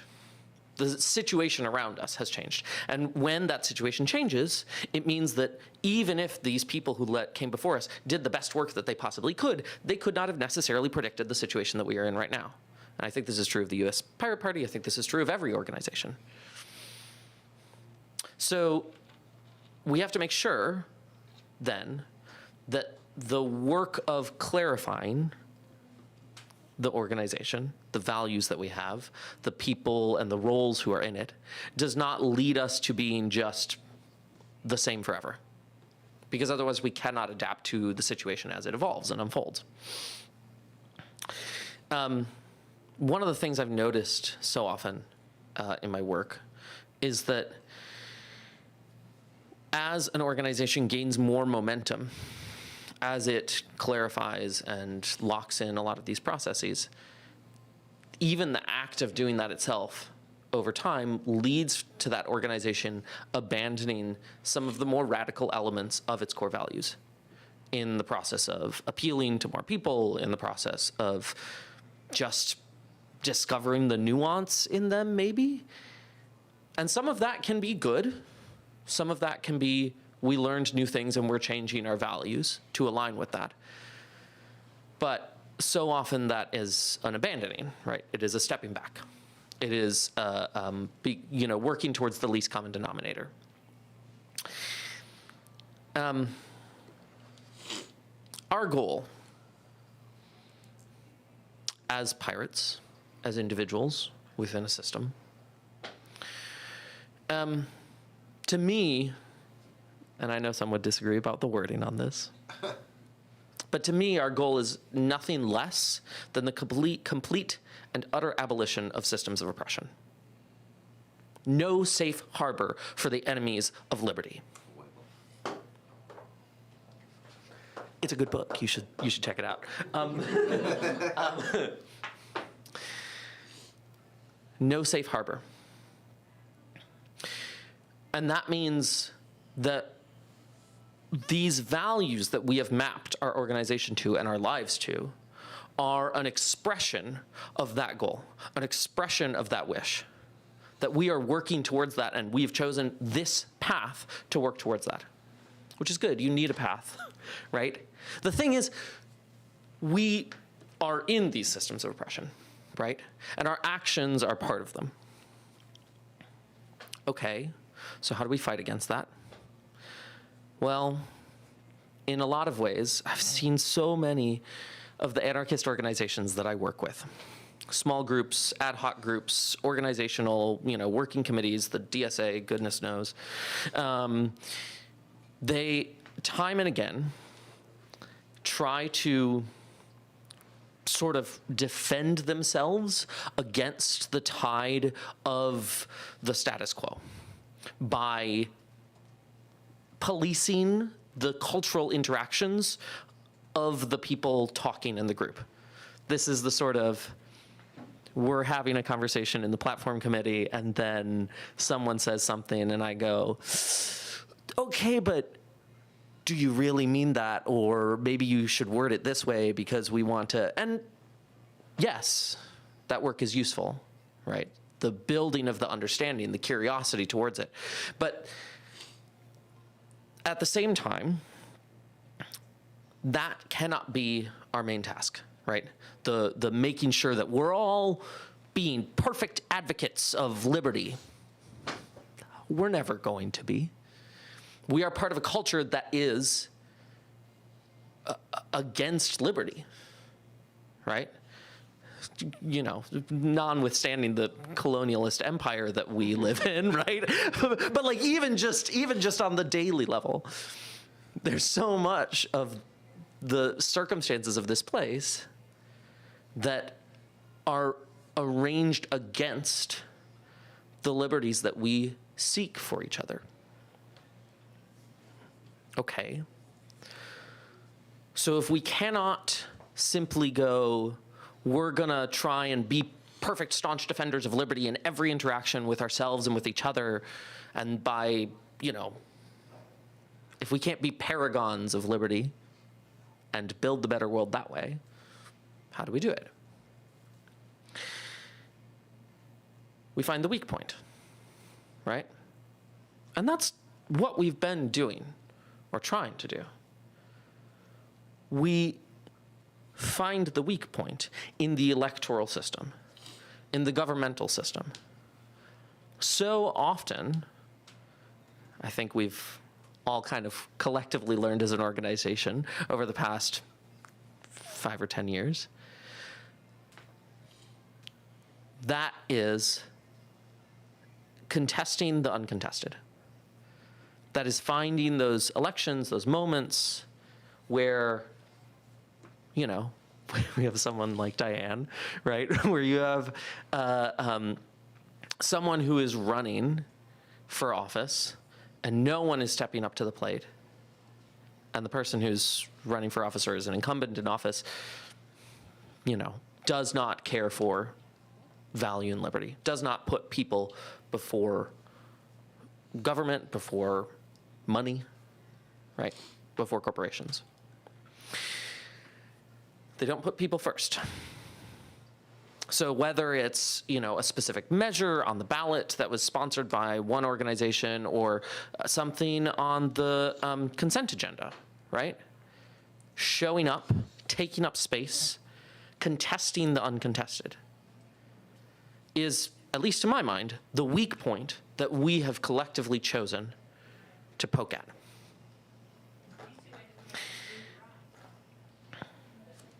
Sorry, I'm looking at my notes, which is important. Ideally, in working towards the goal of the complete abolition of oppression, you know, prodding these weak points, pushing at them, will get us closer. And we know, you know, if we do that work, if we show up day after day, the change can happen. We've seen it happen, slow as it may sometimes be. But this is a long fight, right? We've been here for 20 years. We're gonna be here for another 20. God damn it. And I think in looking at that long term of the fight, that means that we need to think not just about what is our angle of attack. How are we changing the system? By poking at the weak point, by contesting the uncontested. Not just what is our angle of attack, but also how are we going to sustain ourselves, right? What will nourish us? What will keep us going for another 20, 30, 40 years? There's this thing that I've been thinking about a lot that keeps coming up as I'm building organizations, community organizations, especially in the arts where I myself have found most joy, which is based on this sort of, to me it harkens back to a permaculture principle. If you haven't looked up permaculture, please go down that rabbit hole, it's great. Which is to harvest. The first thing you do after you plant is you harvest, right? We're not just growing things to experiment with them. We are harvesting and seeing what that brings us. Also, harvesting is most of the work, is another permaculture principle. So in thinking about, you know, in building organizations for myself, one of these things I keep thinking about is, okay, I'm planting seeds. What is it I'm harvesting? What is it that is nourishing me? What is it that is allowing me to maintain this? What is allowing me to make it a long practice, a practice with longevity? Truthfully, I don't know what that is for us yet. I think individually, it's community, at least in part, right? The reason I'm here is because my friends are here.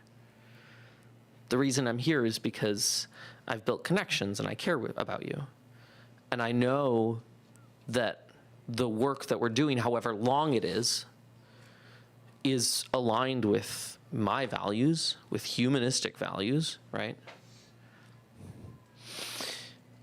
But we need to keep an eye not just on what is the harvest for us individually, but also what nourishes us as a community, as an organization.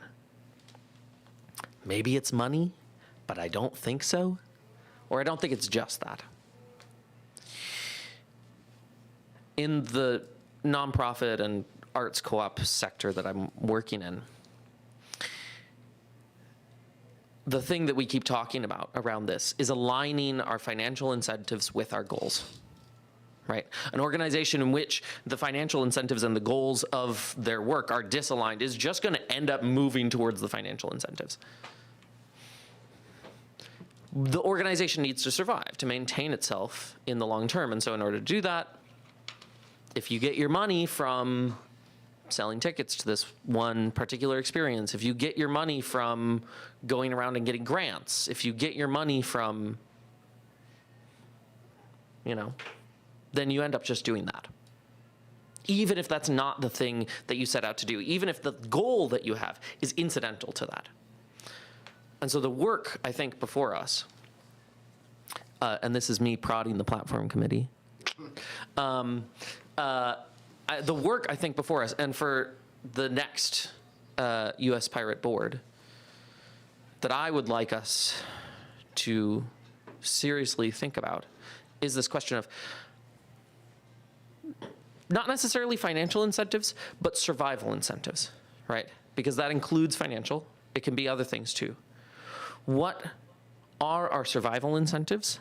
How do we align those with the goals that we have? How do we align those with the complete and utter abolition of oppression? How do we align those with our wish that there be no safe harbor for the enemies of liberty? Because it's going to take a long time.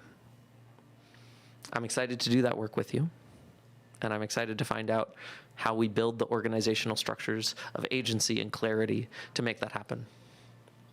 I racked my brain over and over again the past 2 days. I was working on writing this dang thing and thinking about this stuff. And I was like, what is that? What is it that nourishes this community? What is it that nourishes this effort? I know what it is for me, but truthfully, I don't think that's something I can come up with on my own, right? This is a structural thing that we need to build together, which is also part of our values, so that works out pretty well, huh? So yeah, that is my talk, and I want to just leave you with the message of let's try and find that together. I will be prodding the platform committee, probably, maybe other groups as well, about this. Nope.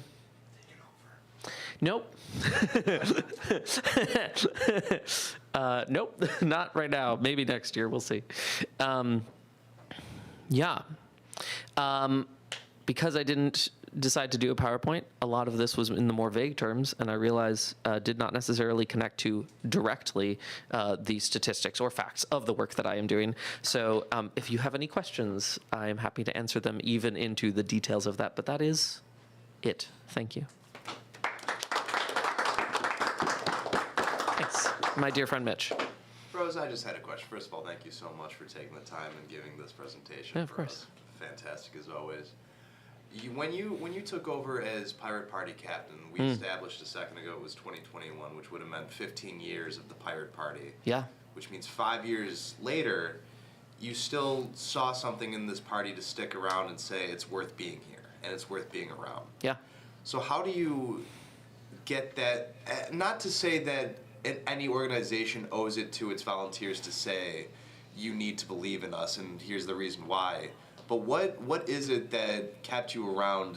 That any organization, doesn't have to specifically be us, but what's the thing that you need to do to keep people around, even when, some might say, well, I've done all I can. Some might say, once I've been captain, what else can I do? But clearly there's much more to be done outside of being captain. And, captain for a year, emeritus for the rest of your life, even Joe Sure. gets that title. Yeah.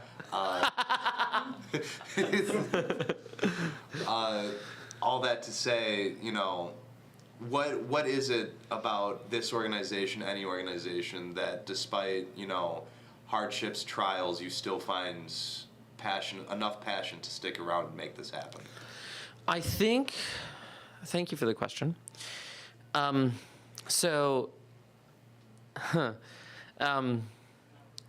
think at the core of it is values alignment. That's why I'm here. At the same time, I think that there's a reason why burnout is such a factor in political work, and is such a factor in the arts world, FYI also, like managing artists, right? Everyone has their own side projects that they're always doing, and that's awesome and great, but as soon as you try and put them all together, it becomes is it related? Yeah, is it like herding cats? You're very experienced. Yes. Well, one could say that. So I think the thing that, right, in fighting burnout, because I'll be so honest with you, the past 2 years, I think, I've been kind of basically not involved. I've done a little bit at the state level, popped in and helped out with stuff from time to time, and I feel like I don't want to say I'm being pulled back in, because I don't think that's correct, but I am finding myself enjoying working with the Pirate Party more than I was for the past 2 years, which is great, because I think our values do very much align. In terms of that longevity for maintaining an individual, so much of it, I think, really comes down to clarity, which is why I hammered on that at the beginning, right? Regardless of what your agency level is, if you know exactly how to affect change with that and how to interact with the systems around you, people burn out because, and for me as well, like when I was captain, the reason why I left that feeling not completely burnt out, but definitely like, wow, that was too much, is because I think there wasn't as much clarity in the role as there should be. And I know that there's been some work since I was captain to mitigate that a bit. I don't know, you be the judge of whether that's worked. But like, it becomes the sort of thing where if you are passionate about something and there is a lack of clarity, you will do more, right? And I think not just more than is maybe healthy in terms of our effort and our daily will to expend on that, but also more than is good for the organization as well. Because if one individual is taking on all of this work and then is not delegating that, especially when you're thinking longevity-wise, that means that if that individual gets burnt out, suddenly all of that organizational knowledge gets gone, like it disappears. We have this problem too, right? We have previous very involved members who left, and then we go, oh no, they had the keys to that website. The California Pirate Party, before I restarted it, had existed and was pretty big for a while, and then everyone went poof. And I still can't get the keys to their dang Facebook page, right? And the old website. So it's just like, it's frustrating to be in a space, in an organizational space, and not know, I think, the boundaries and the tools that you have at your disposal. So truthfully, I think in terms of longevity, once you have someone with values, the most important thing, and like you will always find someone whose values match yours. If you like, well, yeah, I think actually that's a true statement. I think you will always find someone whose values match yours, even if you're like a goddamn oil company, you know? But you know, we can only put our best foot forward with our values, and then I think build the structures of clarity behind that to make sure that we're supporting each other into the long term. That's the closest thing I have to an answer for you. And that's more than answer enough for me, so thank you. Cool. I still have questions, but it's okay. Oh, Joe, by all means. I'm just saying, you say you're thinking about coming back? Join us. Yeah. That's not a question. I'm here. I'm here as the California rep, Joe. I don't know what you want. Is California going to start on you're coming back to the regular national meetings? Me personally, Yes. I don't know. Please, Heard. maybe. I hear you. I'm glad I'm heard. You're heard. I make no guarantees, my friend. I don't expect. Any other questions, comments, concerns, deep thoughts, harangues from my friends here? And yes. When you do come back, Uh-huh. will you serve on the council yet again? Well, as previously mentioned, not this year. I have not ruled it out. Maybe. Maybe. I don't know. Truthfully, like, now this is becoming a personal interview. You don't have to answer. I know. No, I mean the short and long of it is I am trying to effect change on the local and community level right now, and if at any point I feel like I'm able to hand enough of that off to other people that I can spend more time working at with National Pirates, then I will. That's it. And I must say, working and trying to make changes at the local level is as pirated an activity as we can ask for. So thank you, Rose. Yeah, of course. Cool. Thank you all. Appreciate you. Appreciate you, Joe. I know, I'm the party drunk. Are we jumping straight into the? We're only 12 minutes behind for the election Perfect. portion of the discussion. So and plus we don't have all candidates here, so I don't think every candidate will give their spiel, but we can. I guess we could just start going down the line based on who what the positions are and who the candidates are. Eli, would you be ready to give a spiel on Captain in a moment, or if you'd like to go first? Hi, it was very nice meeting all of you. We'll be on a walk tomorrow. Is it leaving from here early? We will send more information out on the Discord if that's okay. No, I'm not in the Discord actually. Oh. But Can we I'll change get in that? there. Are you on the signal? Meet us at the aquarium. Are you on the signal? Me at the aquarium. Yeah. 10 a.m. 9:30. Yeah, and also there's a Discord link on uspirates.org. Okay. Looking forward to chatting with all of you more. Thank you so much. Nice meeting you. Can we pause just for a moment? Absolutely. Yeah, I think body break would be nice. I need to go get water. Does anyone? Coffee, you said upstairs or? No, so We it's a short taking a walk. quick break? Yep.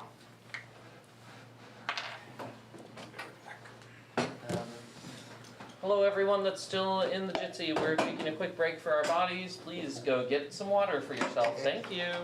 You can just tell me where it is. I'm gonna point it out. Does anyone Okay.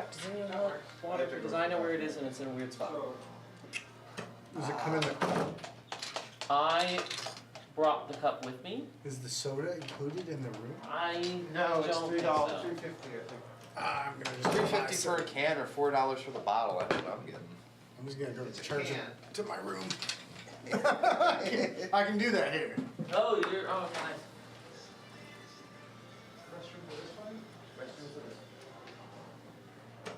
Are we still live streaming? I don't even, because we can't tell from here, so I don't know if we're live streaming. Yeah, well, I don't know about YouTube. Yeah. I think you need. Hello, Mudda. Hello, Fada.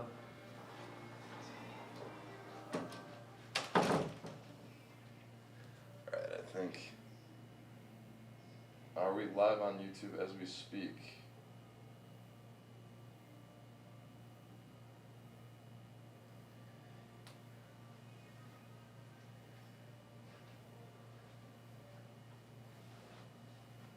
We are indeed still live. So, folks, if you are coming in right now and you are seeing an empty room, that is because currently we are taking a quick body break. Stretching knees and keeping everything loose and feeling all right. So, in a little bit, we'll be back and we're going to get going with the spiels from all the candidates who showed up. So, not every candidate is currently here, and that's okay. Those that are here will be able to, once the time comes, we're going to let everyone give their spiel, however long you need. Typically, I think we're going to let you go up to 5 minutes so you can maybe give a quick spiel or answer questions. But otherwise, we're not there yet. Right now, we're just on a quick break. So we'll be back soon. I'm here. You can leave the room if you need to. Thank you. Sorry, I'm giving PSAs because I do see the live stream still going. So I'm just making sure that they're entertained or completely satisfied with Ahoy. ahoy. Vote pirate or else. That should be forget victory is ours or Vote else. pirate or else. I think that would actually, That's maybe a better slogan. it would land better. I think people would be like, I like that. That's great. Or else what? Or else. You want to find out? Looks like we have learning about this party, longtime registered libertarian, Louisville LP 708. Well, My friend, you are among good company. I would venture to say the best company. Yeah. Yeah, fuck the Mises Caucus is what I'm saying. Don't worry. What Sarwarkians up top? They won the party back. Thank goodness. It's not gonna get me back into the Libertarian Party, but I'm certainly happy for them. No. We have more fun here anyway. We have a lot more fun. We have more of a sense of whimsy here. Childlike wonder, some might say. Yeah. And of course, the man that walked past us is the first elected pirate in U.S. history, and I don't think we should belittle that achievement. I think we should. Who was belittling that Oh, achievement? not belittle. I guess make light of that achievement. 54 votes. You know what? Whole 54 votes. 54 And that's 54 people who votes of weren't aware of confidence. pirates Yes. before. Yes, that is 54 people who said it's time we had a pirate in office, and they made it happen. They made it so. happen. I'm seeing double 4 lilies. It's not anonymous, remember? Wait, double? No, there's two. Yeah. Yeah, 4 lilies. Let's see. Keep going. Evidently, keep going. Oh, you know what we can do? You want to entertain the folks? What are we doing? We're reading from this. We're gonna read a section from No Safe Harbor, but before we do that though, I just want to plug Hunter Rand. Go to sparkstogether.com because Sparks together. he didn't even name his website after himself. He named it sparkstogether.com. Do we want to do Jamie's? Yeah, sure, why not? Which one's that? I was going to ask if you could do the bit about the French printing presses. I can do that, yeah. I'll take. Which one is that? The indie authors shaking the pillars? Oh, I don't remember what the chapter was We called. can use this even when the campaign is over. We Yeah, made probably. those, all the t-shirts. Did we give out the t-shirts? The extra the blue t-shirts, where'd those go? What's up? I had 3 blue t-shirts for people to take. Where did they go? Are they all in that bag? Did they get shoved in? Is this it? Oh yeah, it looks like they're in that bag. Yeah, those are giveaways. So we made all the t-shirts and buttons in my living room. So wait, where did you find Saks? At the front desk. That might be it, yeah. Front desk? Front desk. Okay.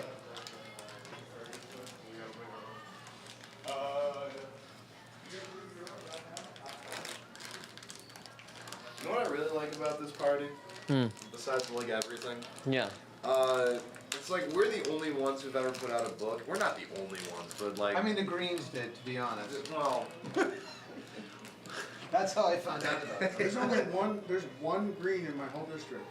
really? Nevada, they're technically a terrorist group because they blew something up a few years ago or something. So, Well, technically. yeah. That's not good.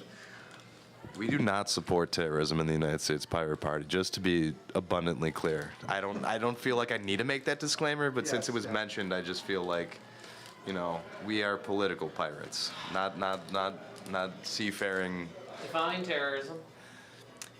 Uh, Are we defining it how the state defines it? Well, Rose, please do not make me get into the semantics of a freedom fighter versus a terrorist, because I'm not trying to get in trouble. I You hear guys you. would hate. So we had to get a terrorism rider. For legal reasons. I am of the opinion. We had to get a terrorism rider because car insurance and homeowners insurance in Nevada doesn't cover terrorism. Oh yeah. But Nevada defines terrorism differently than it's any time someone is doing something to cause fear. So someone showing up at my house throwing a rock through my That's window terrorism. is terrorism, which means Way- it's not covered by my insurance. Oh, So we got the terrorism rider, and Yeah. immediately Allstate calls, says, "Why do you need the terrorism rider?" And I'm like, "Well, I'm running for office. 24 hours notice, they drop us. They don't insure public figures." Oh my God. Terrible. Wow, that's really rough. Also, it sounds like if the Greens wanted to be terrorists, they didn't need to go as far as they did. Not lot, yeah. Well, and implying that their goal was to be marked as terrorists. Yeah, yeah. Still, I'm glad the Pirates are doing better than the Greens in Nevada. Yeah, there's not a lot. I mean, do we have time? Oh, do we? I guess we should. Oh, the reason I was going to bring this up is it's like us and then the Discordians, the Principia Discordia. We're like the ones that are like, hey, you could like free use this book anytime you want to. Remix it, edit it, whatever you feel like. Yeah. Distribute it if you wish. Yeah. It's pretty cool. Fnord. If I win, I will. It'll be Bible, this book, sword. I think Constitution on top of Bible. Yeah. I think that's what we're gonna do. Bible, my mom will. Hand on the no safe harbor. Cross my heart and hope to die. I'm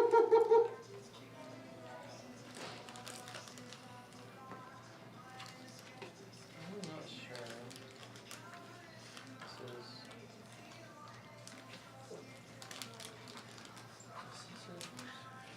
You know, we will read a section, but I do just want to start with the opening quote because I think it's very potent for what we do.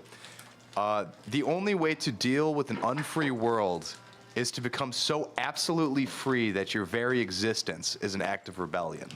Yeah, canoe. Yes. Very nice. Zero suit Camus. Mm-hmm. Camus. Notably not pronounced Camus. I know, but if you spell it out, zero suit Camus, zero suit Camus. I got it. I guess that's one of those jokes that only works when it's written down. No, it does work better when it's written down. Yeah.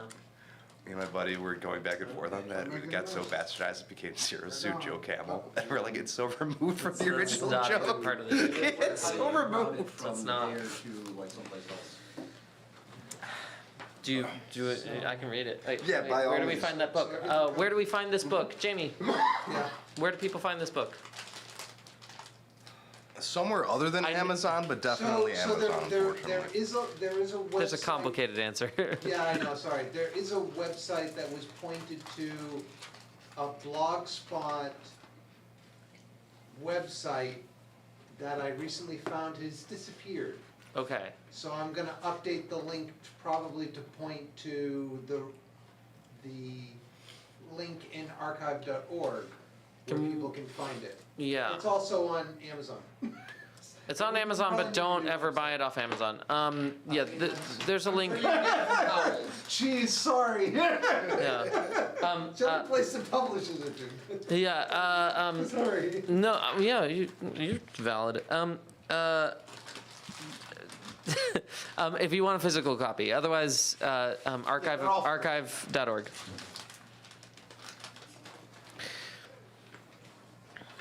Should I do this one?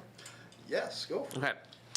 This is a segment titled Indie Authors Shaking the Pillars of Publishing. I have not read this one, so this one's going to be fun.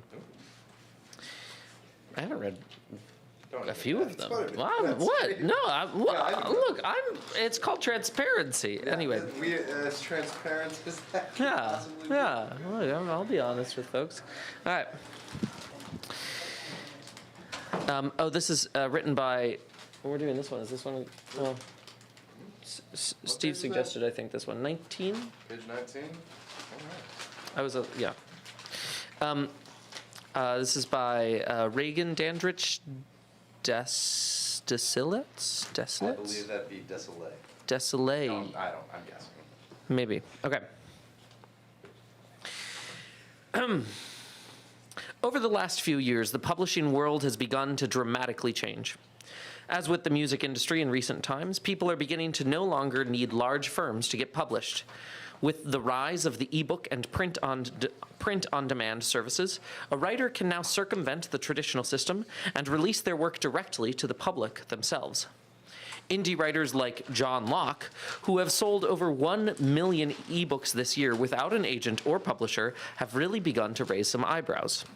There are writers like Nina Pillay, who have had great success publishing without leaning on copyright laws, and recently, liberty activist and author Taryn P. Lupo holds the top-rated book on Amazon Kindle in the historical fiction for his novel, Pirates of Savannah.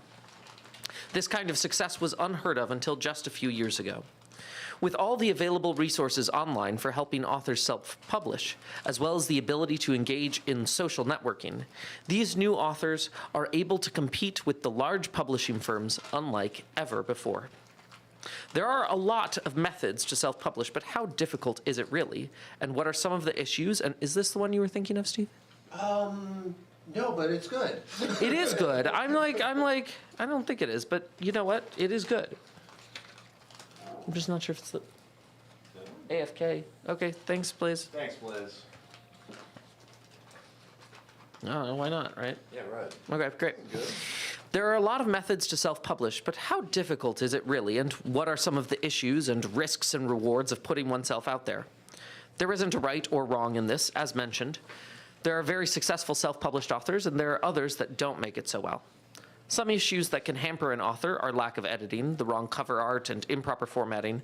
However, social and local networking are great ways to find people that have the know-how and skill to help with those concerns. There are several services to choose from to print books, as well as services to create all the formats needed to sell ebooks. But what are some of the unseen obstacles that current and potential self-published authors face on a regular basis? And how does it impact the very idea of free press and free speech? One of the first things that are needed by an author to self-publish is an International Standard Book Number, better known as an ISBN. It's not required in some cases with ebooks, but to maximize your sales and get listed in large name distributors, and retailers, an author really does need one. In order to get one, the author has to go to the only company allowed to sell them in the United States, Bowker. Bowker? Bowker? I don't know. I suppose the idea is that it is easier to have one company managing the numbers, but a closer look reveals that, as usual, a monopoly creates a stifling environment that encourages price gouging and poor customer service. Self-publishing authors face expenses that can be very draining. I know, I'm facing it myself. Especially in regards to, I'm trying to publish a poetry book, it's freaking impossible. Especially in regards to getting one or more skilled editors.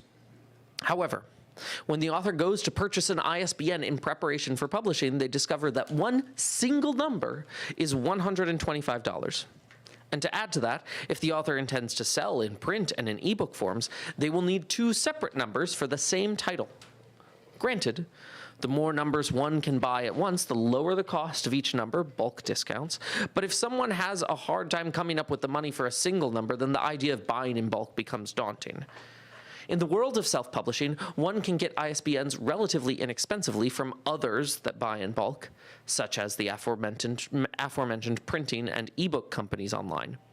But they usually restrict how and where you can sell because they are, in a sense, the publisher. It is possible to find others in the field of self-publishing that have been able to get large numbers of ISBNs in bulk, and they are willing to sell at a much reduced rate as well. However, they may or may not have the distributing restrictions that the other companies do. There is a chance that anyone providing ISBNs as the publishing imprint would be held liable for something printed. So they will have the option to essentially censor what they choose to allow. This entire process is draining and discouraging to those that wish to publish, and it is not necessary. It is not unreasonable that a free market would agree to use and maintain the option for a standard of numbers to increase sales avenues. An example of this is in the world of computers. Please note, it's not a truly free market, but this is an example of how we can see it work. The personal computer is an open source product that can be built by a manufacturer or by someone with the know-how in their own home. It can be loaded with software built by a variety of companies, and it can also be run on open source operating systems with the ability for the user to change the code and republish for use by others. The other option is the Mac, which is severely closed source and leaves the user with little options for variety and customization. Mac does a good job making up for it, but in the end, it's not enough. There are rises now in compatible software so that a basic standard can be more easily achieved, improving their own chances on the market. So why isn't there another option to purchase ISBNs? Because the government granted the monopoly. Clearly, this presents a problem with the idea of freedom of the press, and indeed freedom of speech as well. Perhaps with the emergence of a large number of self-publishing authors, it would be best if the government stepped aside and allowed the market to regulate itself. This would help loosen the burden on potential authors and publishers and allow this avenue to be more open and available. There are other things for the self-published author to consider as well, and that is the idea of intellectual property. Lovely, welcome back. The common theme is that the author retains all rights, and illustrator and commentators, if such is included in the book. There are some real questions about whether or not intellectual property laws really protect the authors, artisans, musicians, etc. A common question is, did William Shakespeare suffer any income loss without the protection of intellectual property and copyright laws? Since we are still reading and creating with the use of his works centuries later, it would appear not. Would he want the use and adaptation of his works reduced for the idea of gaining permission from a publishing agent or a company first? Well, that answer cannot be known, but it is hard to imagine he would have wanted his works contained and restricted. I can stop anytime we want to. Jamie, is that good? I'll tell you what, that's a nice preview of what some of the things you can find in No Safe Harbor and essay. I want to, Jamie, can I read the, you have one in here. Can I read the first, Well, like? I don't think Jamie No? does. I didn't see, yeah. Which is why in No Safe Harbor 2 coming next year, we will have to get Jamie O'Keefe in here, and it'll be a proper Pirate Party essay book. Yeah, that's not bad. I do like that the Universal Declaration of Human Rights is in here. That is nice. I think that's just good. Next one's gonna have the Pirate Codex, Pirate Core Values, whatever. I think it should at least. Well, but included in it. Which, Pirates Without Borders in 2011 adopted a Pirate Codex. Candidates are online. Do we want to Yes, I apologize. Let's just jump into this. Hi, everyone. I'm sorry. Since we apologize for cool content. Well, hey, you know, I hate to waste people's time. So we could jump right into this. My name is Jolly Mitch DeVillo. I'm currently the captain of the United States Pirate Party, and I have been put up for renomination once again to be captain of the United States Pirate Party. Over the past year, the party has allowed me to run it, and as I said earlier, my leadership style has been focus on the will of the people, not to enforce my will, but to figure out what the true will is of the supporters and to figure out a way to bring that out. I feel as though that my time here as captain has been beneficial to the party. However, that isn't truthfully for me to decide. That's just in my opinion.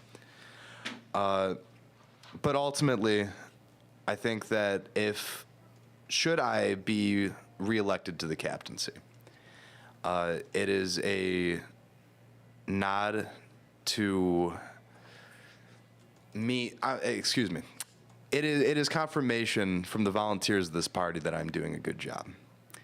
Should I not get renominated, I understand, and it's the will of the people, and I'm here to honor the will of the people.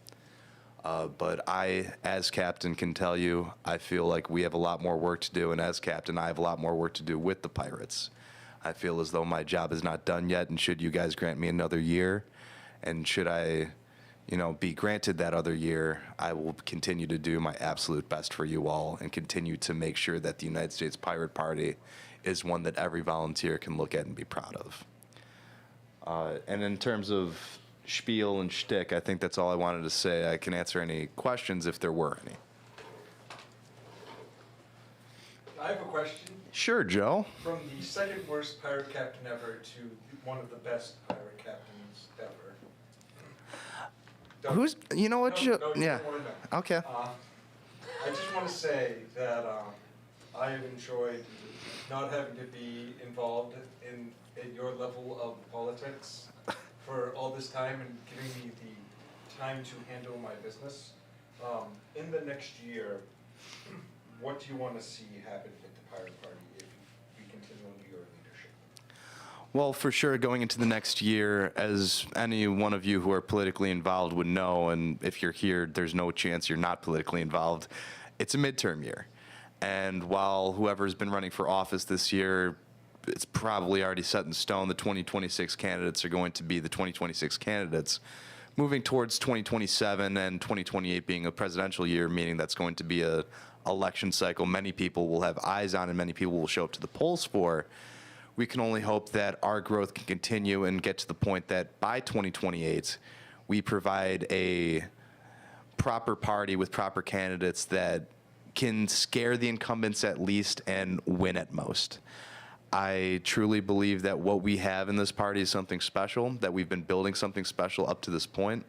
I feel like last year I was granted the opportunity to lead the party because people knew I loved this party and they trusted me with it. I simply ask that you continue to trust me with the party as we continue towards further growth and further expectations of success. For example, I think in 2027, my local municipality will be having elections and I will be participating locally. It's not going to be anything major, no state rep out of me just yet, but maybe a library board or a park district position would be A-okay for right now because frankly, we need those as much as we need, state reps and pirate sheriffs. I mean, I would love to see you as the sheriff. Unfortunately, I do live in Cook County, so I do not want that position. Well, that's Is there any questions from the people at home watching, YouTube comments, telepathic communicators, anything? Let me get to the Rowan, I'm receiving your message as we speak. I'm just checking the YouTube comments right now. You got it. And then, Eli, if you're around, you'll be next. Hell yeah.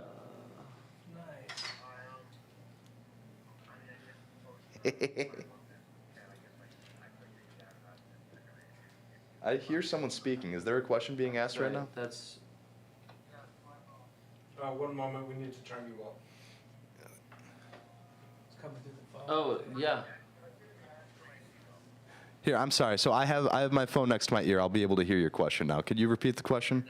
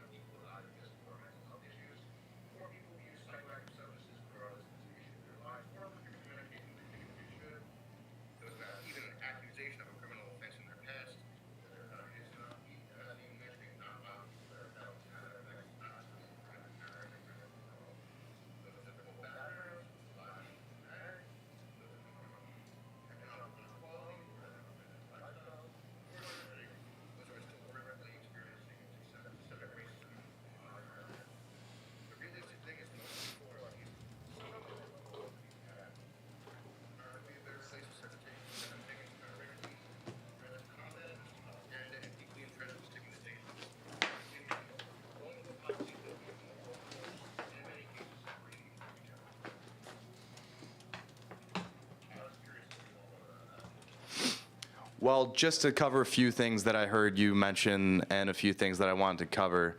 Number one, people with disabilities, whether it be physical or mental, people with disabilities are the largest minority group in the United States, in the world rather, and anyone can join at any time.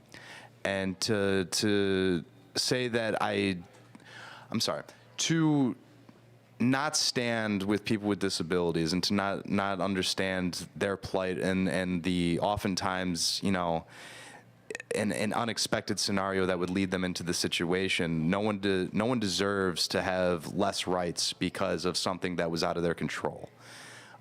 In general, no one deserves to have less rights. And that includes, you know, former felons. That includes, you know, those battling addiction, whether it be currently or previously. You know, we are a party of self-determination. And while I often will say that the people before institutions is our important one when it comes to self-determination, that how can we be free if the government is oppressing you? How can we be free if private companies are oppressing you? But if you are free from government oppression and you are free from corporate oppression, but you are not free from the bottle or from the prescription pill, are you truly free? So we support sobriety is self-determination. And that's not to say that we advocate for sobriety in the sense that this is government policy, that we want people to be sober. I say if you choose to be sober, if you wish to be sober, that is a form of self-determination. And that is something that I will always fight for and I will always support. I support someone's decision to turn away from the bottle as much as I support someone's decision to say, I had a long day at work and I want a beer. And I think that people deserve to have that right. And if someone feels as though that freedom is being taken away from them and they wish to seek help or simply seek to quit for their betterment, we support that just as much. In terms of just everything else you covered, and I apologize because I would like to hit everything, you know, one by one. I just want to reiterate the point that we are the United States Pirate Party, and there is no safe harbor for the enemies of liberty. You know, that this is a party that has always been welcoming to all walks of life. And that's not something I see changing. That I feel like it's a strong point. And it being Pride Month, I want to mention how welcoming this party has been towards the LGBTQ community and how people have found a home in this party. And at no point have I ever heard anyone tell me from the LGBT community that they felt unsafe in the Pirate Party. And that's something I take great pride in. You know, I myself, you know, as Joe mentioned earlier, I'm straight and I'm cis. I don't have a stake in the community, but I don't have disabilities. I don't have stake in that community either. My stake in the community is you bleed like I do. You are my fellow human being. You are my neighbor. We share the same resources, the same commons. We all want clean water. We all want clean air. We all want our privacy. We don't want the government to lie to us. You know, and any attempts for any bastardization of those qualities will not be something I stand for. Thank you.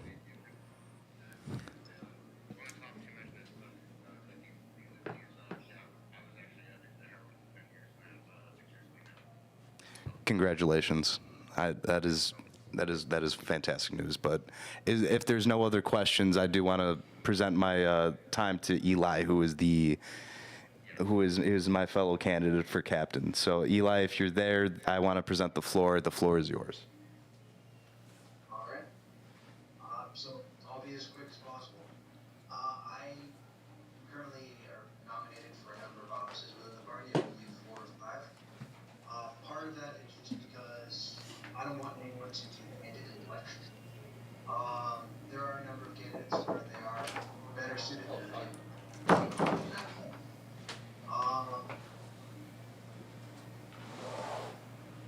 completely lost my train of thought there. But I've also held a number of roles within this party. Early on, when I first got elected into the board, I was the director of PR, and we had major PR incidents. When I was elected as the auditor, a couple of months, or about a year later, near a goal, boys. When I was elected monitor about a year ago, we haven't had any major financial issues since. I can kind of promise that, or I will promise that I will continue to be as good as we used to be. I can't promise that we'll be better, but I can promise that we won't be worse off in whichever role I do get nominated and elected for. And I'm gonna open the floor to questions. That was about it. That's all I had to find out. Eli, I have a question for you. Alright. So I would say that you being elected to captain, if you were our captain, what do you see yourself doing, was one of the first things you'll see yourself doing once you're the captain? Same question I gave to Mitch. Yeah, there are multiple things to like. First is I do believe we are somewhat hindered by our lack of donation drives or any sort of financial gain in that way. So would likely try to boost that in any way possible, working with the proper people. On top of that, I would like to get at least 2 new states into the, I'm just forgetting the exact term off the top of my head. The exact 2, I don't know off the top of my head, but it is something that I do believe is necessary to slowly grow out the party to hopefully eventually reach 50 states. And 2 state parties within a year does sound fairly doable. If not, that's on the low end of how many states I would like to add.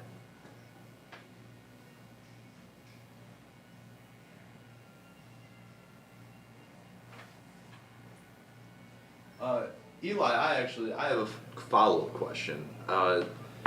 If you had your choice, is captain the one that you would want the most, or is there a position you've been nominated for that particularly piques your interest?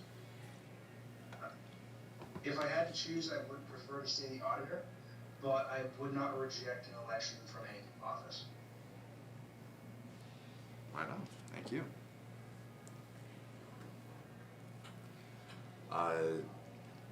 Is there any other questions for Eli? Let me check the YouTube comment section just in case. Thank you. Nope. Nope.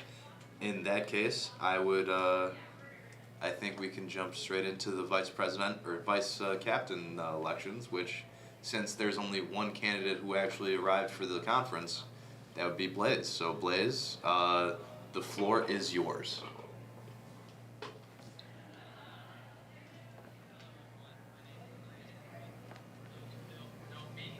From Arizona. Oh. I'm sorry, Blaze. We're having technical difficulties. Yeah, we're having the same issue as before where they couldn't really hear you. However, Right click on Blaze, see what comes up. The secret behind our power, the Steve. Right click on Blaze. well, you know what? Yeah, I was gonna say. All right, Blaze, could you speak again? See if that works. It says we're muted. I That was apologize. good. Yeah. Hang on. Uh-oh. Did I exit out of Jitsi? I must have, huh? Blaze, apologies. Can you try that again? Hello?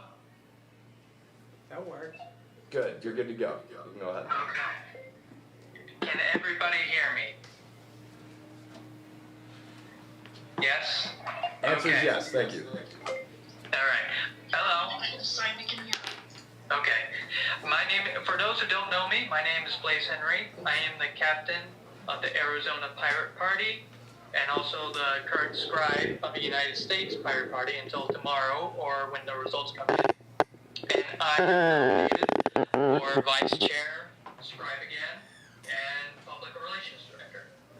To give a little background upon me on how I joined the Pirate Party, I joined back in March of 2025. And when I came in, there was practically no other Arizonan available. And I was pretty much the only one there. And since there was no state party and no one to really take up the mantle, I assumed the responsibility of creating the next Arizona Pirate Party, because from my recollection, there was a group that tried to form but didn't get as far as we have. So I asked myself this question: if it's you and it's only you, but it's not you, then who? You know? So I took the first steps and assumed the captain, assumed to be captain of the Arizona Pirate Party, and slowly but surely grown the Arizona Pirate Party since then into what I can safely say into one of the strongest state parties currently for the United States Pirate Party. We not only have grown in many members as of today, including Discord and membership lists, we have 25 Arizonan Pirates, which is a very good number. We have been able to table at events such as No King's Day and other miscellaneous events. We have made speeches such as myself at No King's Day, and we have also reformed our bylaws to essentially grow our party to have more officers. For example, as I am captain, we also have Virginia, who's our current Arizona Pirate Party scribe, Maggie, who's our current PR director for Arizona Pirate Party, Mikia, as you can see in Pirate Conference, is our current web director for Arizona, and Jane, who's our Young Pirates USA representative. So we have not only grown in members, and grown our council, but we also expanded to have county parties as well. And every single one of our county captains is currently vacant, but whoever wishes is willing to join up and form their own county party within the respective counties. And as vice captain, I will not only continue to grow Arizona, but I will also try and do everything I can to extend outreach to every single one state that is currently seeking volunteers and seeking seeking to be an active PNC member state. I will do what I can, such as writing opinion pieces to certain newspapers in certain areas, such as, for example, North Dakota. Blaze, I'm sorry. Could you just give us one moment? There is a Separate technical issue. yes, nothing related to yours, but we just need to double check something. Give us one moment. Okay. I don't know how it was. If I'm not mistaken, so the live stream is still going. Yeah, the live stream is going, Yes. and the thing there, it's just we don't have it here. Blaze, I'm sorry. Could you just give us one moment? There is It's not a USB-C, it's unfortunately a Lenovo thing. Were you using the microphone? Yeah. How are we doing? Yep, so turn your microphone on, Okay. and then this is your, it's on this side. And then, Apologies, Blaze. We'll be right. We'll allow you to get right back into it in just a moment. We just. Thank you for jumping in. Yes. My bad for I think not we're. bringing the adapter.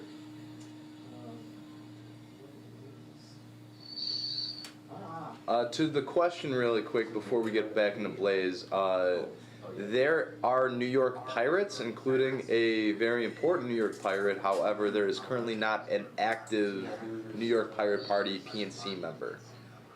So there is a possibility that we get one back soon, and we can, include New York as one of the PNC members. However, currently, no, that is not the case.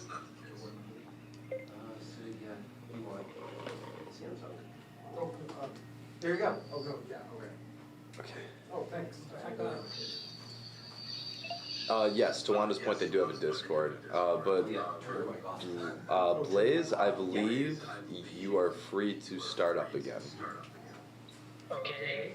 Where was I? Anyway, Yes, that's fine. the whole point what I was trying to say is that I would give as much outreach as possible against states that are currently seeking state parties and all that. And I want that mask that we currently have on the About page completely at least active, but non-member states, if not full member states. I want that full map filled.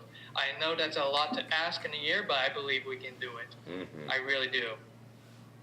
So, and I will do everything I can to help supplement whoever becomes captain and do my best to properly represent the United States Pirate Party. Thank you. And I open the floor to any questions.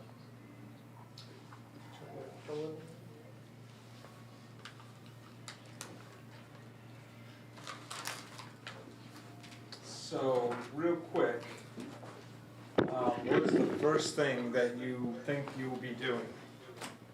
What is the first thing that you think you're going to be doing as or the most important thing when you first get into office as the vice chair? Well, the first thing I would do is get my bearings straight with all the responsibilities that would entail as vice captain.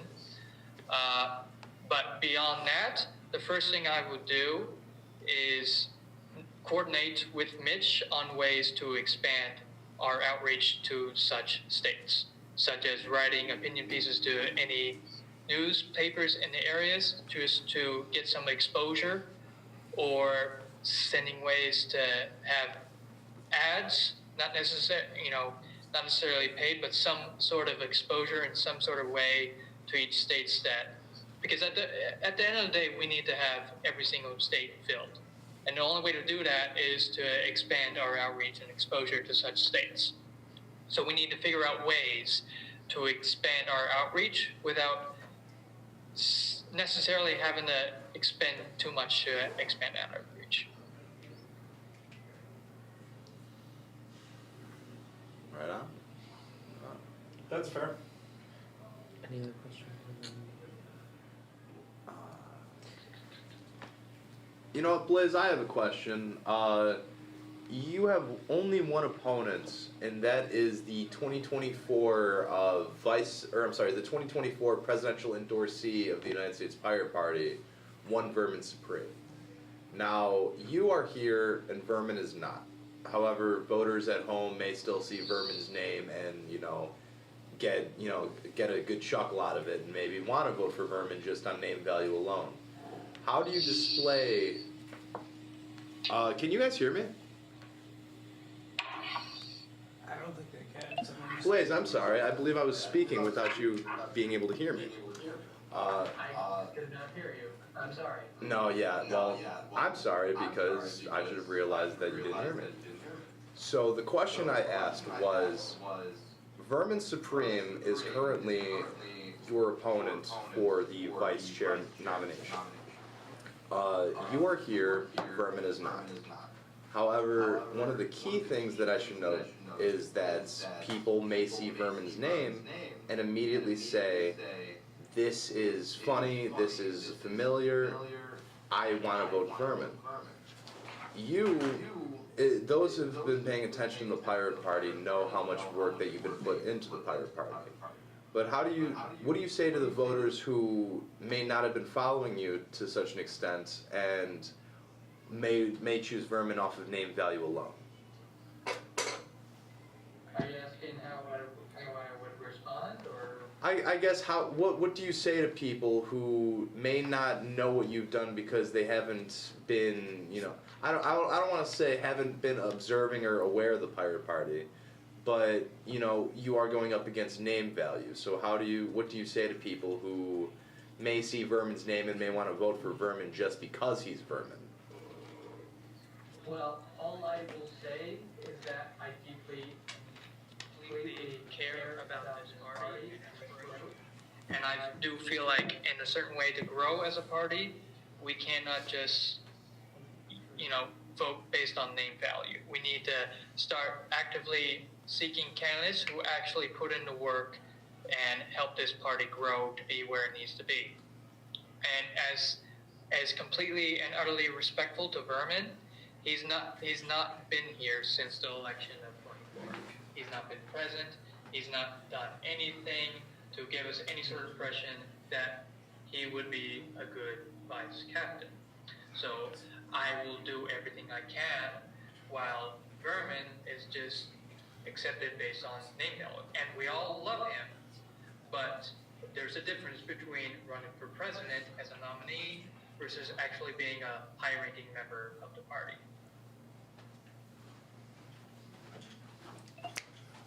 It's a good, honest answer, Blaze. Thank you. And we do love Vermin, but we have to be honest about, you know, whether it be limitations or whether it be, you know, the facts on the grounds of the reality.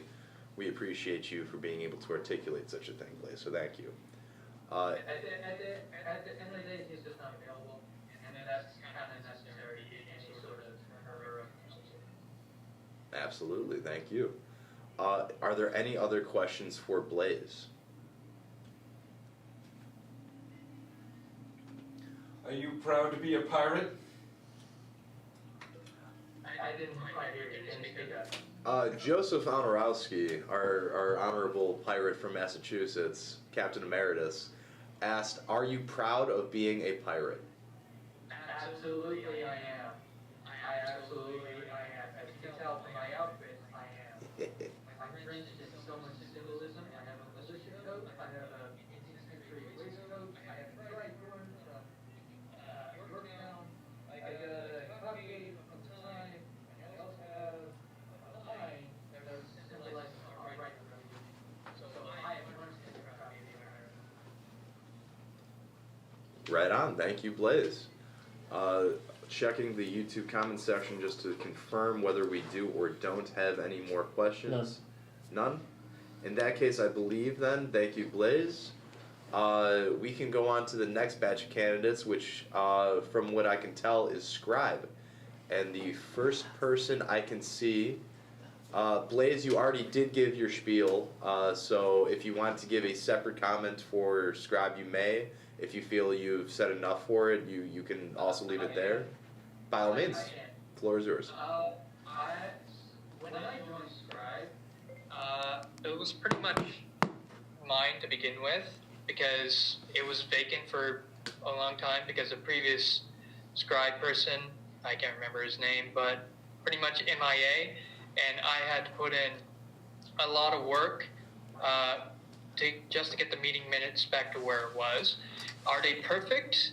I will admit no, but at the same time, they were a whole much more better now than they were when the previous Scribe went MIA, and we were pretty much had nothing, so to speak. So if I am elected to Scribe again, I will not only continue the work I have been doing, and proudly, but I will also make sure the meeting minutes improve.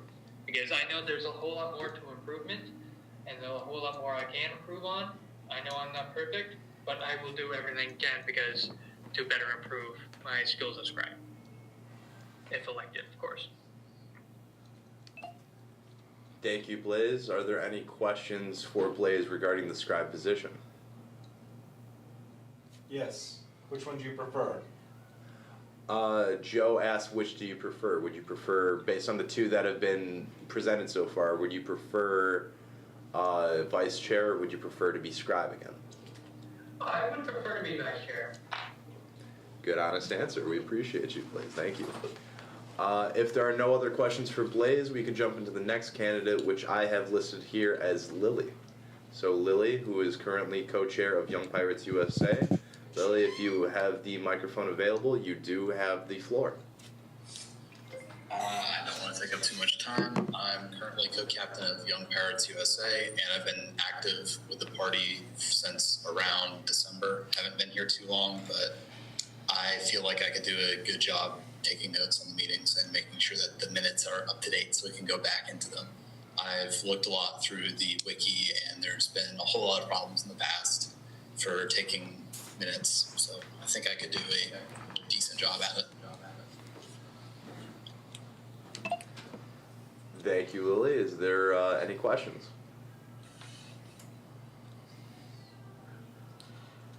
Being new to being active in the party, but you've been active with the Young Pirates, correct? Yeah. So, I mean, you're not new to the party, you're just new to the national? Is that correct? I only got involved with the national basically when I started being involved with Young Pirates. I was inactive, knowing about the Pirate Party for a while, but not actually doing anything. So are you running for any other position? Other I'm than also script? running for director of PR. So which one would you prefer? I would prefer the PR position since I feel like that would be more effective to growing the party. But Appreciate the honesty. Thank you. Are there any other questions in regards to the Lily with the scribe nomination? Because if not, we have one more scribe nominee candidate, and that would be Wanda. So I will ask just one more time, are there any questions for Lily? None in the YouTube. None in the YouTube and hearing none at the meeting. Wanda, the floor is yours. Ahoy, everyone. I'm Wanda. I am the current lookout for the United States Pirate Party and the captain of the Florida Pirate Party. I just wanted to start off by saying no matter who the great people here elect, I believe we're going to have a great scribe for the next year, and I'm looking forward to seeing who y'all choose. I've been doing scribe work for Young Pirates USA over the last 6 to 12 months. I don't really know how long it's been. I think I've done an okay job. I will admit I'm not the best with writing up minutes, but I think I can do an okay job, and if need be, I would be happy to be your scribe. Thank you. And do we have any questions for Wanda in regards to the scribe position or questions for Wanda in general? Yes. Joe has a question for you, Wanda. Sorry, I'm filled with questions. But Wanda, I understand that you're the lookout now, but you want to switch to scribe. Are you nominated for any other positions? Yes, I'm also nominated for Swarm Care Manager. Okay. Now, being nominated for Swarm Care Manager, that's a very important role within the party. Would you rather do scribe? I would rather be Swarm Care Manager, honestly. Again, I appreciate everyone answering that honestly. Like at no point have I heard anyone say, like, well, whatever you guys vote for me, I'll be happy with. I appreciate everyone coming forward with a straight answer of, well, I prefer this. That is greatly appreciated, more than you guys perhaps even know. Yeah. So, let me ask, is there any other questions for Wanda? Yes. Why would you think you wouldn't be the best at being the scribe? I don't believe I said I would be the best choice for scribe, but I believe I would be a good choice for scribe because I've done the work before for Young Pirates USA and for some committees, and I think it's something that I am capable of. Thank you, Wanda.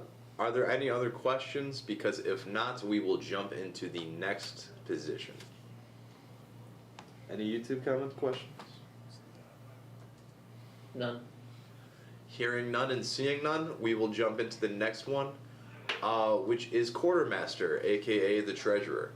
Our current incumbent treasurer, Darren McKeeman, versus Eli McGee in a one-on-one matchup. And Darren is not here, so Eli, if you wish, you may give a spiel about Quartermaster, or you can just rest on your laurels and we can just ask questions about it. I can give a little speech. The floor is yours. Alright. Basically, I ran for this office, or part of the reason why I'm running for multiple offices is to prevent anyone from simply being inaugurated to an office without having to state their beliefs, or at least preventing it from being unchecked, I suppose. In Massachusetts, I was elected the treasurer, although I did step down due to a inability to properly meet the time commitments necessary for it. I will be honest, that would most likely be the situation with this party, or with the U.S. version as well. So in this situation, I do believe that just maintaining the status quo would be the better option. and that's all I have. Thank you, Eli. Do we have any questions? I see none from the room, and then none in the YouTube comment section. Wanda, go ahead. I wanted to ask if I could do a little bit of speaking on this topic, just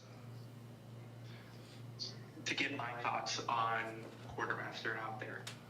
Sure, Wanda, the floor is yours. Alrighty, I just wanted to bring up that our current quartermaster, who does not appear to be present at this meeting, is Darren, and no shade to Darren, but I feel like we do need a quartermaster who will be more present than Darren has been, that we can actually have submit reports both to the PNC and to whatever regulatory bodies need to receive reports in a timely manner, and I'm not convinced that Darren can do that. So I just wanted to get my thoughts out there so that it was known to everyone here. Thank you. I yield the Thank you, Wanda.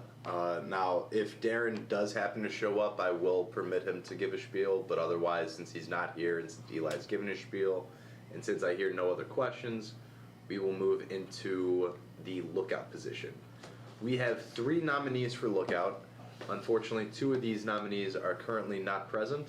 2 of those nominees being Captain Emeritus A.J. Porter and Maryland Captain Joe Lightfoot, which means the only one who's currently here that can currently answer questions is Captain Emeritus Joseph Honorowski. So please, Joe, if you would like to, the floor is yours.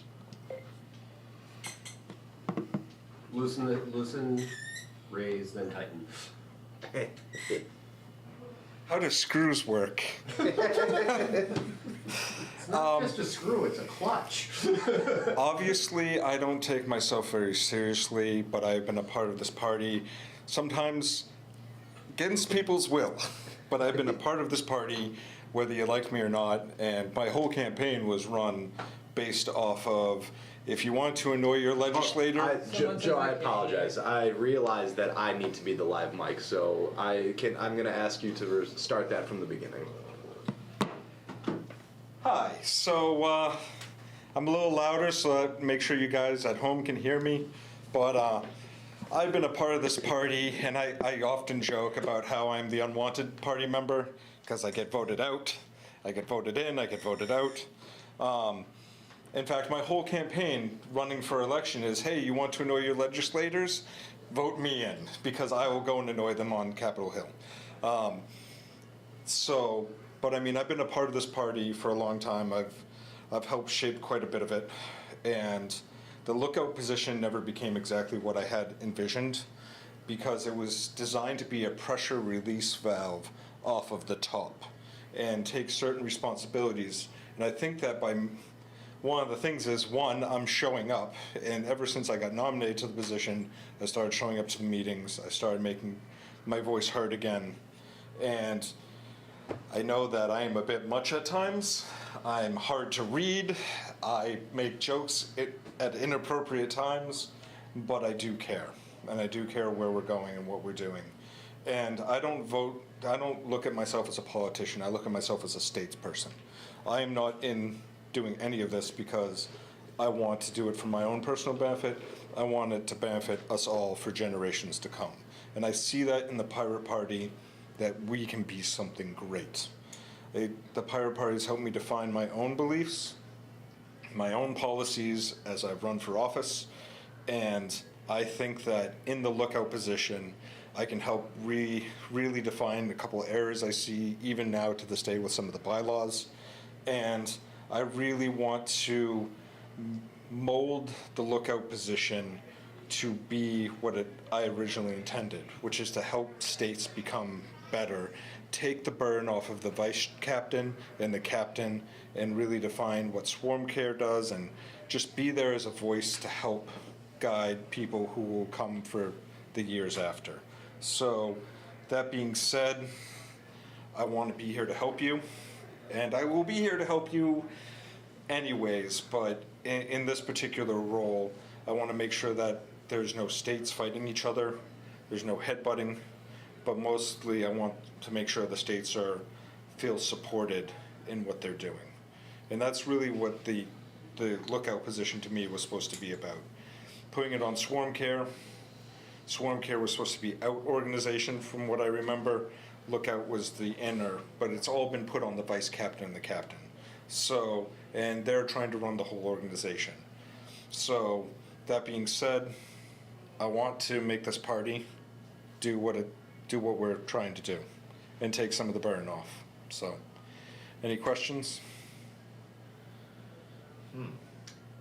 I guess I have just one question. So the role of lookout, you're saying, hasn't been defined the way that you anticipated it being. How would you say it is currently being presented versus how you would immediately change it upon being elected? So I wouldn't make drastic changes. I am not about drastic changes. I am about those slow incremental changes. Because if it's working, then let it work and then just make it slightly better. But I want to really make sure that I'm contacting every state that is currently active, every state that is currently inactive or on probation, and I want to make sure that they have the tools necessary to go. I know that's generally been put on the vice captain, that has been put on Swarm Care, whereas I would allow Swarm Care to focus on other organizations like the Transhumanist Party, like the Right to Repair Party, like all these outer organizations that we use to help support us. Being able to Swarm Care to reach out to other political parties to help support us. Because when we were doing Swarm Care right in Massachusetts, 200,000 people showed up to our rally. So Swarm Care done right has a tremendous power. But if they're focused on working on with the states that are already active in our pool, then Swarm Care isn't doing what Swarm Care was originally designed for. So if the vice chair is not doing all the subcommittees, then they're worried about the states, the vice chair is not doing that. So really just to define what the lookout does, making the playbook, just like the scribe is well defined, making the playbook for what the lookout does, and making sure it's easy to pass the buck. Right on. Thank you, Joe. Are there any other questions? Hearing none, and I don't believe there's any in the YouTube comment section. Oh, and I'm here. You have a question? No, I'm here. Going on Blaze's point. Yeah. That is true. That is a big point as well. So thank you, Joe. To that point then, we shall move on to the next position. Only a few more. The next one, of course, is Bean Counter, which is the auditor. So the first person we'll go to is our incumbent auditor, Eli. I know you've already given 2 spiels. If you wish to give a third one, you may. Otherwise, you can rest on your laurels and just answer any questions. I'll do a tiny speech. This time much quicker. I've been the auditor for the past year. I haven't been told I've been bad. I will continue to not be bad. That's it. And I'll open for questions. That is a phenomenal answer. Thank you, Eli. Do we have any questions for Eli? So Eli, being the auditor is like being the treasurer in training. So I think it goes without saying, guess which way I'm gonna feel that you should step into.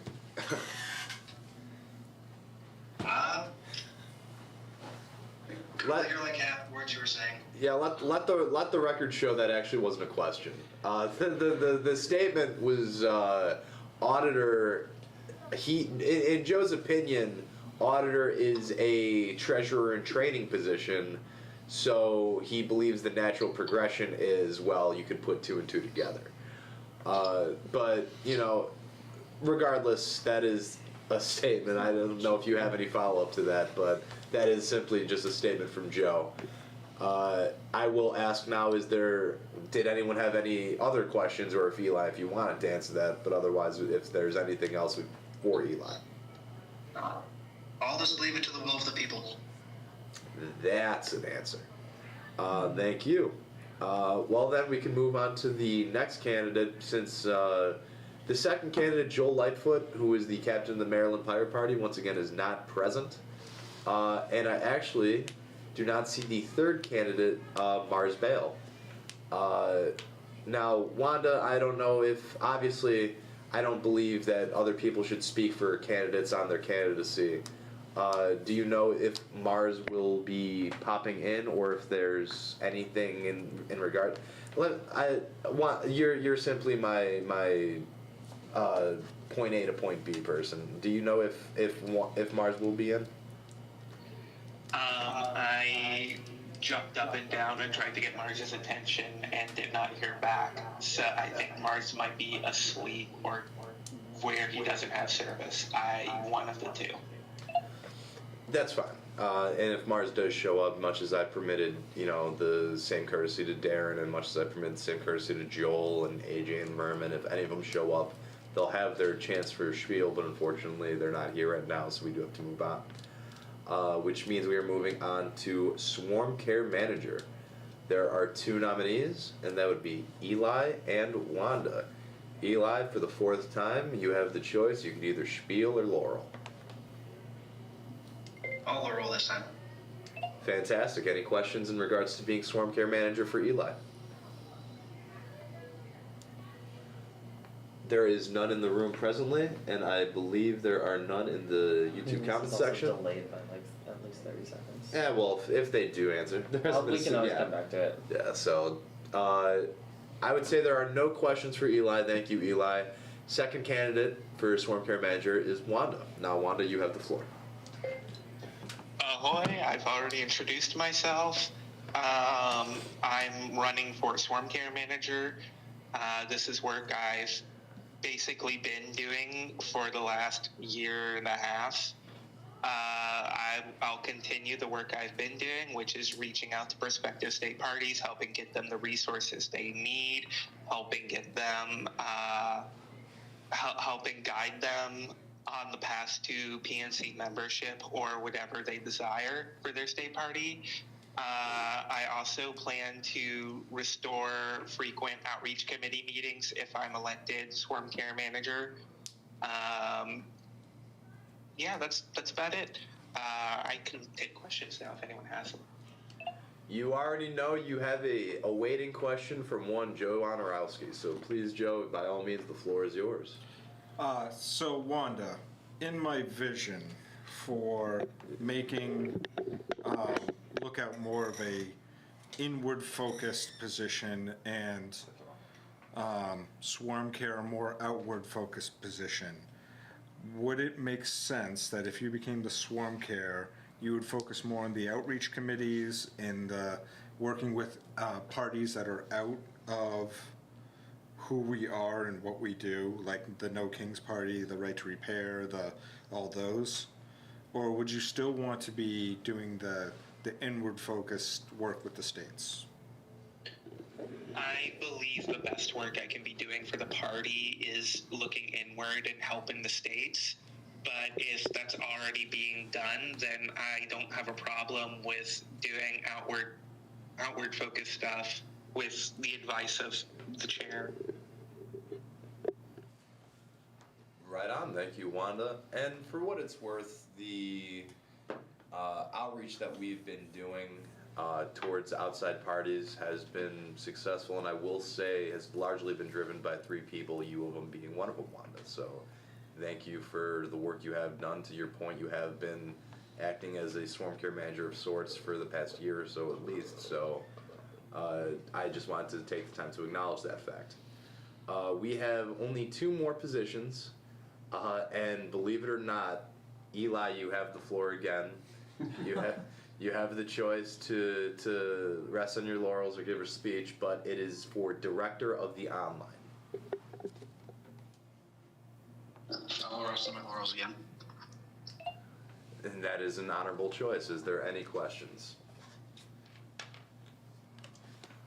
I'm hearing and I'm seeing none. And of course, the second nominee is Mars, and Mars is currently not here. So that was a quick one. We could burn through that, and we can move straight on to the last one, which is Director of Public Relations. We have 3 nominees, all of whom are here, and those are Blaze Henry, Lily Boyd, and Rowan Tipping. In that order, we will go. Blaze, if you would like to give a spiel or if you'd like to rest on your laurels, you have that opportunity, but as of right now, we are talking about Director of Public Relations. I would like to rest on my laurels on that one. I believe I gave as much as spiel as I could at the previous positions. I really respect it when you guys make that choice. Are there any questions for Blaze? Hearing none and seeing none, we can jump to Lily. Once again, Lily, you have the choice, either rest on your laurels or give your spiel, but otherwise the floor is yours.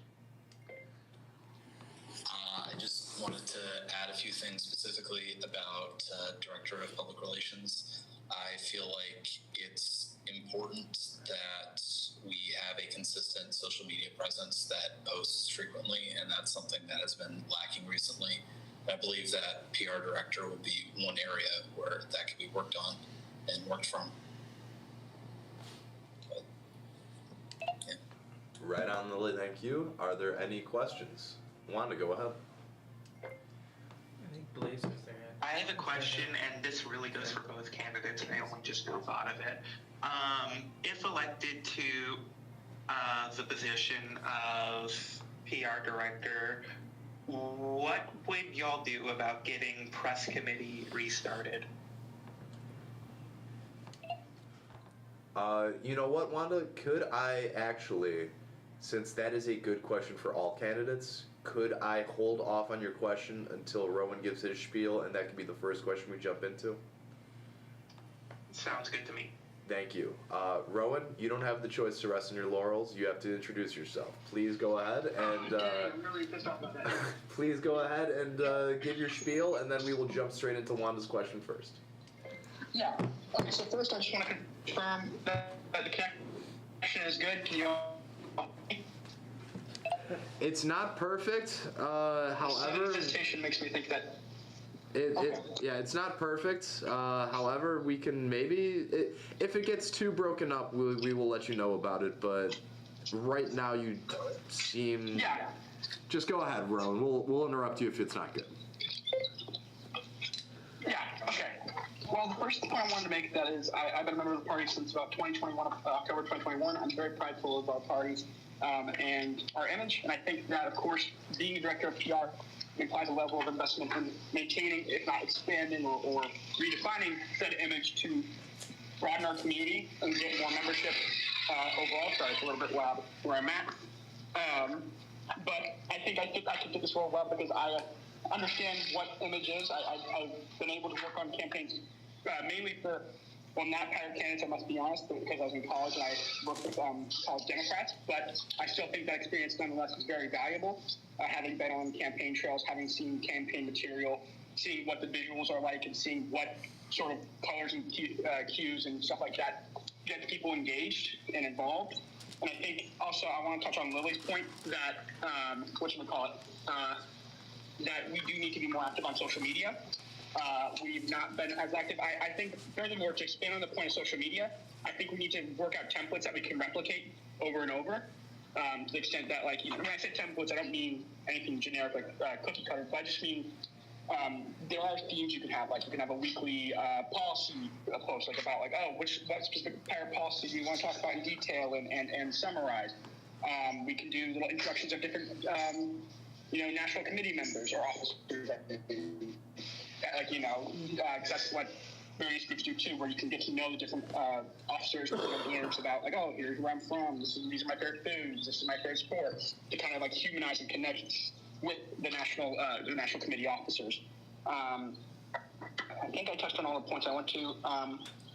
Mainly I just think that maintaining the image and expanding it so more people can see it is the top priority, and social media is a great way of achieving that. But I think there's other ways of achieving that as well. I mean, I got some custom stickers just to see what they would come out like, and I think they came out pretty well. But I think stuff like that, for example, getting our images on light posts, getting our posters up in our cities, getting our logo and our party to be visible to a broader audience is really a major goal, I think, to have a more active role in the public community within the United States and within our various states in the USA.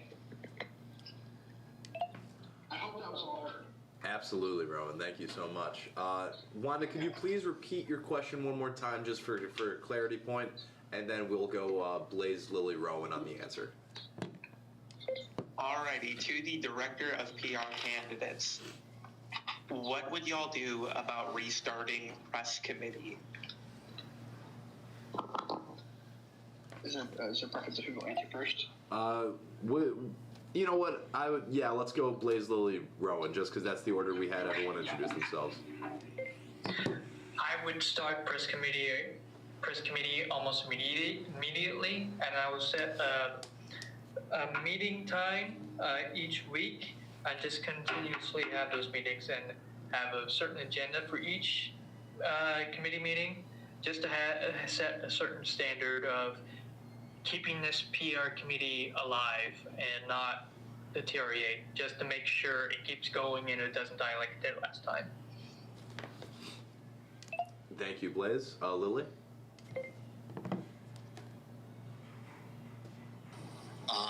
To get a press committee started, what I would probably do is get a weekly or potentially even monthly time going for press committee and use those meetings to work on guidelines for posting, durations between posts, and maybe even a little bit of access control for who has access to what accounts, to make sure that everyone who needs access has access and nothing unauthorized could potentially happen that would really mess up an account.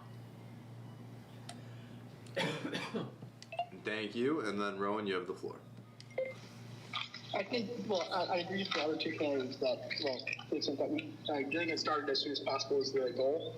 And I mean, that's something I've been wondering, even as not an officer, just as a member. But even if I don't win this election, I'd hope to be a part of that committee as soon as possible. So in short, if I get elected, if I get elected by the great members of our party, then I would be happy to start as soon as possible at a time that works for a sizable number, if not majority of our membership. And because I think that's the thing, people kind of get into these offices and are like, thinking that it's just kind of all you. I'll be very blunt when I say this, that it takes a team to do anything. At all the guys, you need different perspectives, you need people with different skills. And so to start the press committee, if I win or anyone else wins, I hope it would be a communal effort on all of our parts to get that up and running and as soon as possible. Right on, thank you. Now we are running short on time. I mean, we're not running short on time, but we're wrapping up at 6 o'clock. So I do just want to ask: are there any other questions? Hunter, go ahead. Just a yes or no answer. In order, I guess. Do any of you have formal public relations training?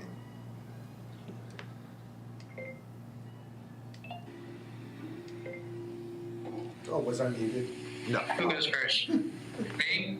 Yes, you, Blaze. A little bit, mostly self-taught, but a little bit. I work with my PR media director, Maggie, a lot on PR, and we describe plans in here and there on what to do in terms of PR. Lily? No. And Rowan? Just to clarify, what I took formal mean like a school accreditation or some sort of certificate of sorts, and in that case, no. Thank you. And I do have one question I just want to throw you guys' way. As of right now, if you check the United States Pirate Party website, when it comes to contributors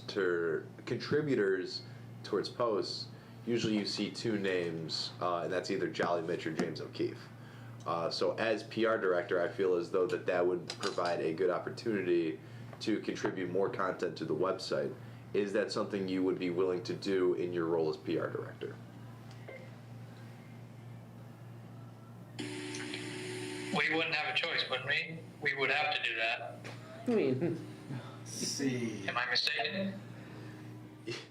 You know what? I can't say you're not. can I ask him? Yeah, well, real quick, Lily and Rowan for that one. Absolutely. I apologize to ask this. I didn't hear the full question. If you don't mind, can you please apologize? Yeah, the question was basically, as PR director, are you willing to contribute more content to the Pirate Party website? Oh God, yes. I'd love to. I love writing. And even if I wasn't winning this election, I hope you welcome any sort of content I could contribute to the website. Oh, 100%. And for everyone watching, that goes beyond message in a bottle articles. If you have something to contribute to the website, please let us know. No, you're good. That is a plug. Are there any other questions for our candidates for PR director? I am hearing none, and I am seeing none. I have a What? suggestion. Sure, why not? A suggestion for this body and all the people involved and all the candidates is this is a suggestion, is that we have a thread with just the current candidates listed and a place on the Discord where they can respond to questions and be asked questions. That would be my suggestion for the remainder of the time that the voting is open, which is until tomorrow evening. Yes. Where do we vote? So that is a great question. If you go onto the Discord announcements, there is a link to a Google form that has the options. That'll have every single position, every single candidate, where you can do first preference, second preference, third preference if it's available. That link is currently on the Discord announcements. I do believe if it's not already, I will post it on the website post I made this morning if I haven't already posted it there as well. But you do have until 6 p.m. tomorrow. That is 24 hours to the end of today's conference day, which will be ending in about less than 10 minutes. So as there... 6 p.m. Eastern? Yes, 6 p.m. Just for reference, Eastern I time. have posted the link in our chat. Thank you, Wanda. And again, to reiterate for those of you watching at home, this conference is ending in 8 minutes, which is 6 p.m. Eastern time, Saturday, June 6th. Sunday, June 7th at 6 p.m. Eastern time, the polls will officially close and the results will be posted shortly afterwards. So, which reminder as well, there is no Pirate National Committee meeting tomorrow, as we will be wrapping up this conference and counting up the election results. So regardless of result, the next meeting will take place on the 14th. Is there anything else we wanted to knock out today? Is there... Nothing else on the schedule, and you haven't actually officially called the meeting to order. Should I have called this meeting to order? Well, folks.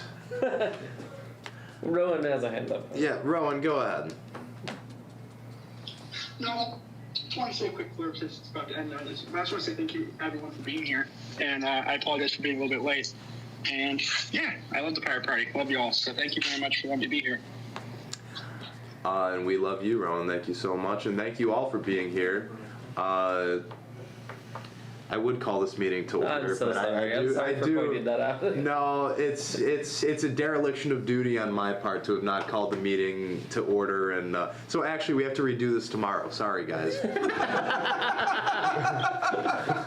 Mitch, I call you to order.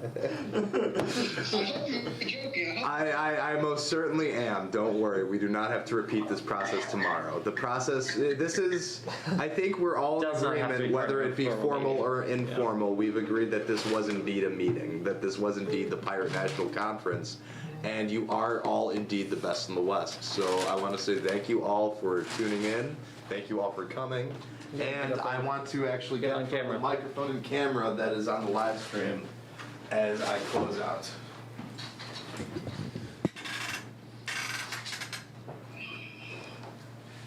The other Titan.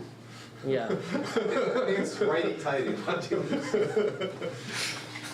Joe Smash. That said, I want to thank all of you for taking the time to celebrate with us 20 years of Pirate. Hoist the colors and spill the tea, 20 years of Pirate. We don't get to celebrate 20 years often, especially not your first 20 years. You only get to celebrate the first 20 years once. And the fact that all of you took the time out on a Saturday to sit down and spend that time with us, I have to say thank you so much for all that you do. And since Drew Bingaman isn't here, Joe, do you know why I love this party? Because we are pirates? Well, that much is obvious. Very much. I love this party because we believe the United States should be a good neighbor. We believe in cool, clean water, like Hank said. And we believe if purchasing isn't ownership, well, then piracy isn't theft. This draws the conclusion of day one of the 2026 Pirate National Conference. Ladies and gentlemen, pirates of all ages, vote pirate, and victory is ours. Thank you.